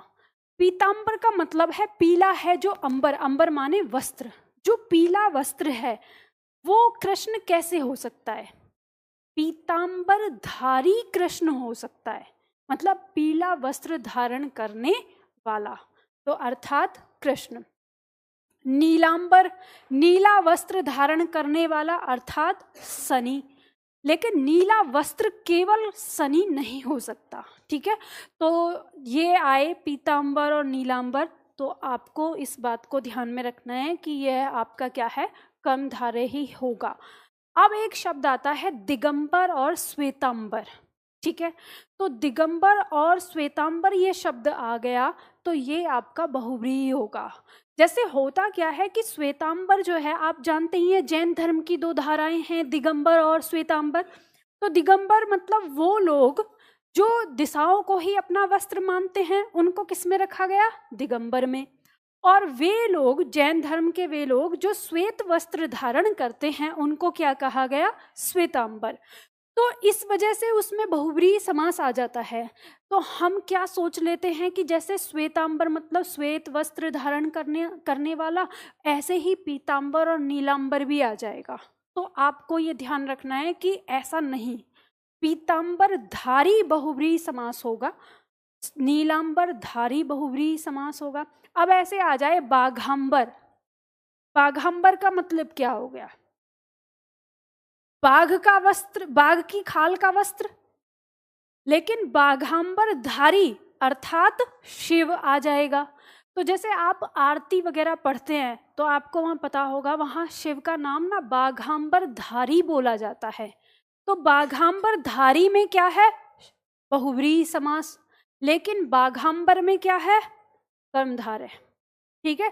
तो इनमें दोनों में अंतर आपको इस तरह से करना है, बहुत हल्का सा अंतर होता है, और ये हल्का सा अंतर आपके समास को इधर से उधर कर देता है, ठीक है। अब इसके बाद एक पॉइंट आता है आपका जो यहाँ पर दिया है, ये तो आपको समझ में आ गया। फिर इसी तरह से आपके शब्द दिए हैं। अब जैसे देखो, शब्द दिया है नवयुवक। अब इस नवयुवक का मतलब, एक तरफ दिया था आपका नवग्रह और एक तरफ दिया है नवयुवक। तो एक में नव का अर्थ नया है और एक में नव का अर्थ नौ है, ठीक है। तो दोनों में अंतर समझना है। जहां नौ आ जाएगा वो द्विगु समास, और जहां नया आ जाएगा वहां पर कर्मधारय समास। यहाँ पे एक समास और दिया है जो आपकी परीक्षा में बहुत ज्यादा आता है, खास करके आता है अध्यापक वाली परीक्षाओं में, न्याय समास कहते हैं। तो इसे मैं समझा देती हूँ। अगर आपको विकल्प में न्याय समास भी दिया हुआ है तो आपको देखना है कि जिस शब्द में कौन सा उपसर्ग लगा हो, अ और अन उपसर्ग लगा हो, उस अव्ययी भाव समास को हम किस में लिख देंगे? न्याय समास में लिख देंगे। ठीक है, जैसे अकर्म, अगोचर, अछूत, अकाल, अचेतन, अनजान, अनदेखा, अनादि आदि। अब अगर विकल्प में न्याय समास नहीं है तो फिर कौन सा समास होगा? अव्ययी भाव समास। ठीक है, तो इसमें रख लेना। जैसे क्या होता है कि हमारी किताबों में ये वाली बात आ गई है, जैसे समास पढ़ाते हैं लोग और समास पढ़ाते हुए इनको रख देते हैं, ये न्याय समास या अलूक समास और भी बहुत सारे, ये संस्कृत के समास हैं, और उसमें लिखेंगे समास को और फिर नीचे ये भी लिख देते हैं कि ये हिंदी के समास नहीं है, ये संस्कृत के समास हैं। भाई जब ये संस्कृत के समास है तो हिंदी के व्याकरण में क्या कर रहे हैं? लेकिन फिर भी रख देते हैं लोग। तो वही है कि अगर मान लो परीक्षा में आ जाए तो आपके अंक ना कटे, इसलिए मैंने बता दिया, एक ये वाला ज़्यादा रहता है। तो यहाँ आपके समास समाप्त हो जाते हैं, लेकिन अब आपको समास 6 सेकंड में बता देती हूँ मैं कैसे आपको समास को सीखना है। सबसे पहले तो मुझे ये बताओ, मैं यहाँ पे कुछ शब्द लिख रही हूँ, आपको समझ में आया या नहीं? एक शब्द है आपका नवग्रह, कौन सा समास है इसमें? और एक है नवग्रह, बताओ इसमें कौन सा समास? द्विगु। क्यों? क्योंकि ये ग्रह नक्षत्र वाला ग्रह है, तो इसमें इस नव का अर्थ क्या है? 9 से है। और ये जो ग्रह है, इस ग्रह का अर्थ है घर। अब जब इसका अर्थ घर आ गया तो इसका अर्थ क्या हो जाएगा? नया। और नया क्या है? इसकी विशेषता बता रहा है। तो विशेषता बताने वाला पद हमारा किस में आ गया? कर्मधारय में आ गया। दोनों में अंतर समझ में आ गया। अब इसी तरह से शब्द आ गया आपका नवरात्रि और नववधू।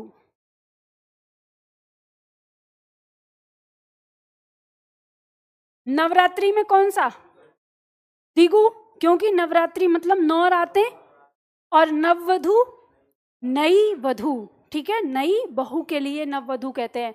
तो इसमें क्या हो गया? कर्मधारय। अंतर समझ में आ जाएगा ना। अब इसी तरह से शब्द दिया नवरत्न, कौन सा समास? द्विगु, क्योंकि नवरत्न यानी 9 रत्न की बात कर रहा है। तो आपको समझ में आ जाएगा कब उसका अर्थ 9 से है और कब उसका अर्थ नया से।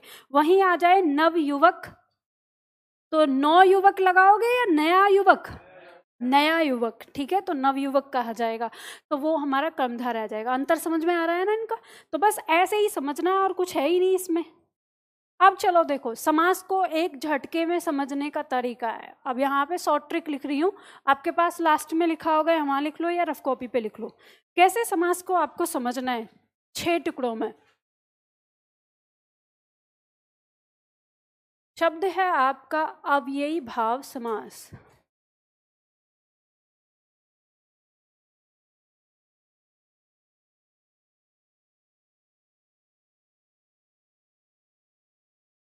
दूसरा आता है आपका द्वंद्व समास। तीसरा आता है आपका बहुव्रीहि समास। चौथा आता है तत्पुरुष समास। तत्पुरुष समास के 2 भेद, द्विगु समास और कर्मधारय समास।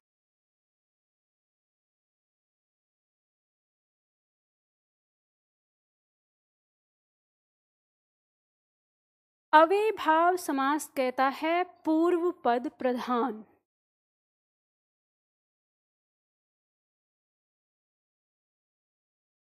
और ये पूर्व पद क्या होगा? कोई उपसर्ग हो सकता है या कोई अविकारी यानी अव्यय शब्द। ठीक है। द्वंद्व समास कहता है दोनों पद प्रधान, और ये दोनों पद में संबंध क्या हो सकता है? विलोम का या पूरक का। ठीक है। बहुव्रीहि कहता है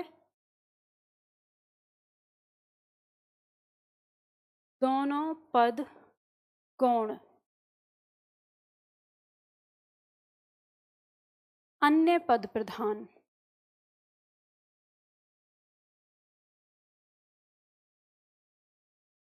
अन्य पद प्रधान का मतलब है कोई तीसरा पद निकलेगा, अर्थात पद। ठीक है। तत्पुरुष समास कहता है उत्तर पद प्रधान।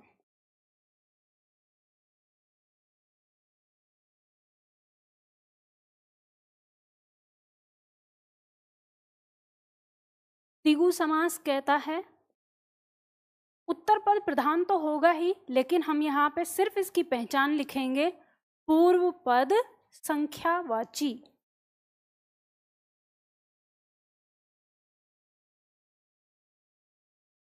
पूर्व पद क्या है? संख्यावाची। और कर्मधारय में दोनों पदों के मध्य क्या होगा? उपमेय उपमान या विशेषण विशेष्य।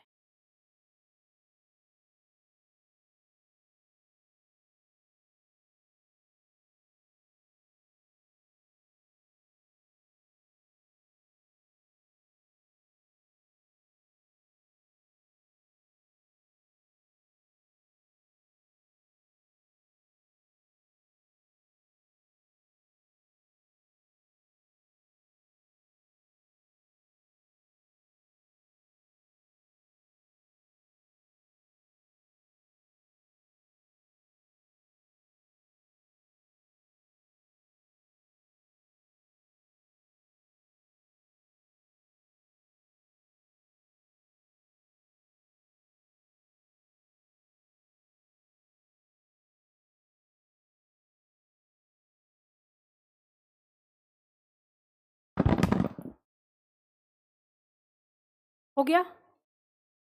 लिख लो। और इसमें आपका पूरा समास हो जाता है। ऑनलाइन में एक छात्र कह रहा है कि समास बहुत हार्ड है। बिल्कुल भी नहीं, देखो कैसे सरल है। आपने अभी एकदम ऐसा पूरा पढ़ा है तो आपको लग रहा है कि हार्ड है, ऐसा कुछ नहीं है, बहुत सरल है, बस आपको फोकस करना है। हमने बात कही है कि समास हमारे हिंदी भाषा में कुल समास कितने हैं? 6। ठीक है। पहला समास है हमारा अव्ययी भाव समास। अव्ययी भाव समास की हमने परिभाषा में देखा कि इसका पूर्व पद प्रधान होता है, और पूर्व पद प्रधान तो होता ही है, लेकिन उसकी पहचान हमने कर ली कि पूर्व पद के स्थान पर अगर हमको कोई उपसर्ग या कोई अव्यय शब्द दिखाई देता है तो उस शब्द में हमारा कौन सा समास होता है? अव्ययी भाव समास होता है। तो आसानी से पहचान लेंगे, हमने उपसर्ग पढ़ लिए हैं। ठीक है। और फिर बात आएगी कि अव्यय शब्द कौन से होते हैं, तो अव्यय शब्द में प्रति, यथा, बस एक दो यही शब्द आते हैं, और आगे हम अव्ययी शब्द पढ़ लेंगे तो हमें उनकी भी पहचान हो जाएगी कि अव्यय शब्द कौन से हैं। फिर उसके बाद आता है हमारा द्वंद्व समास। द्वंद्व समास हमारा कहता है कि दोनों पद प्रधान होते हैं द्वंद्व समास में, लेकिन दोनों पदों के मध्य या तो विलोम मिलेगा या तो पूरक मिलेगा। तो ये पहचानने में हमें कोई ज़्यादा ऐसी देर नहीं लगेगी, हम आराम से पहचान लेंगे। जिन दोनों पदों के बीच में विलोम शब्द होगा या जिन दोनों पदों के बीच में पूरक का संबंध होगा वो हमारा क्या कहलाएगा? द्वंद्व कहलाएगा।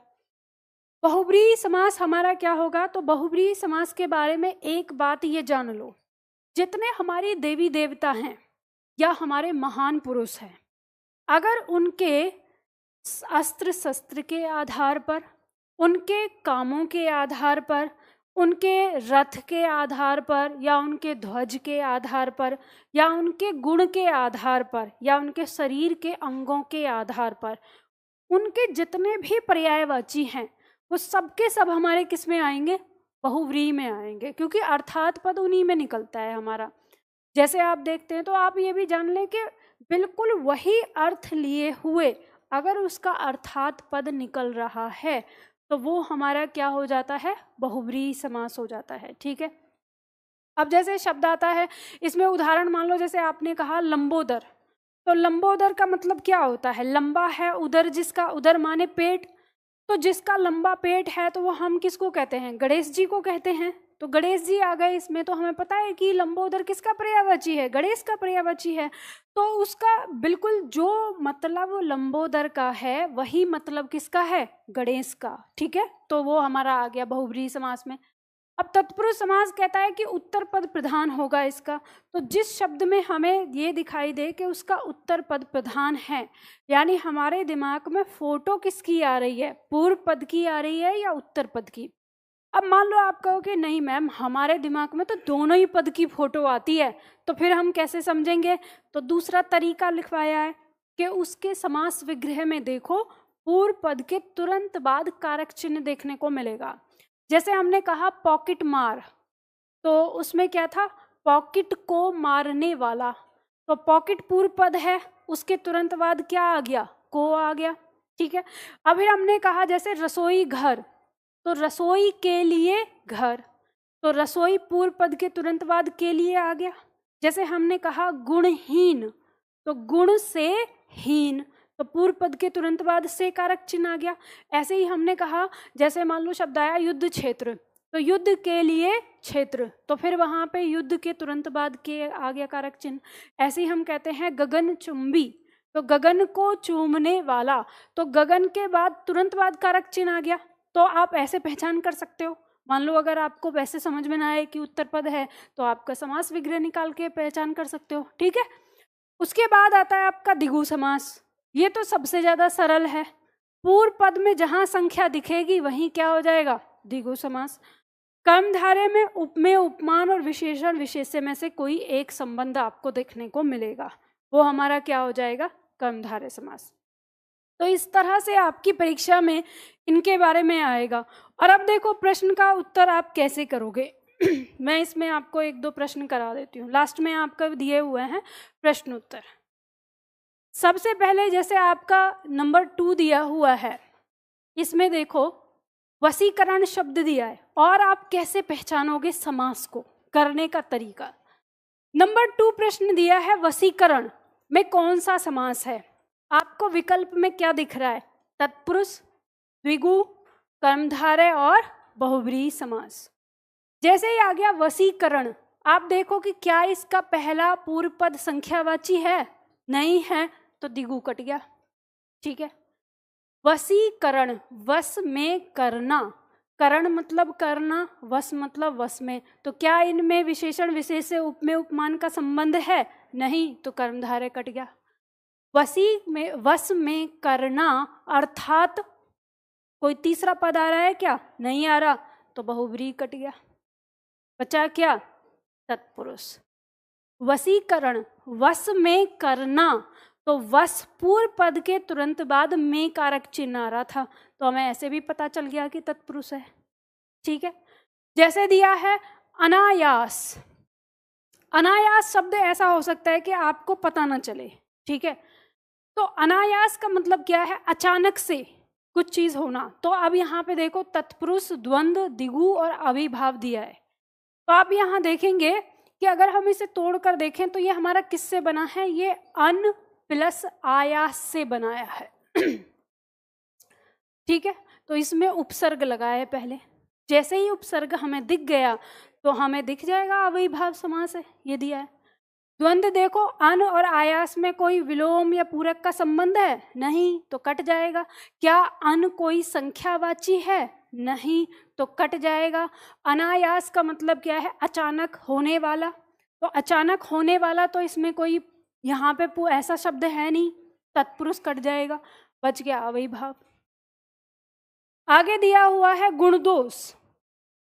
गुण और दोष दोनों एक दूसरे के क्या हैं, विलोम हैं, तो कौन सा समास होगा, द्वंद्व। समझ में आ गया।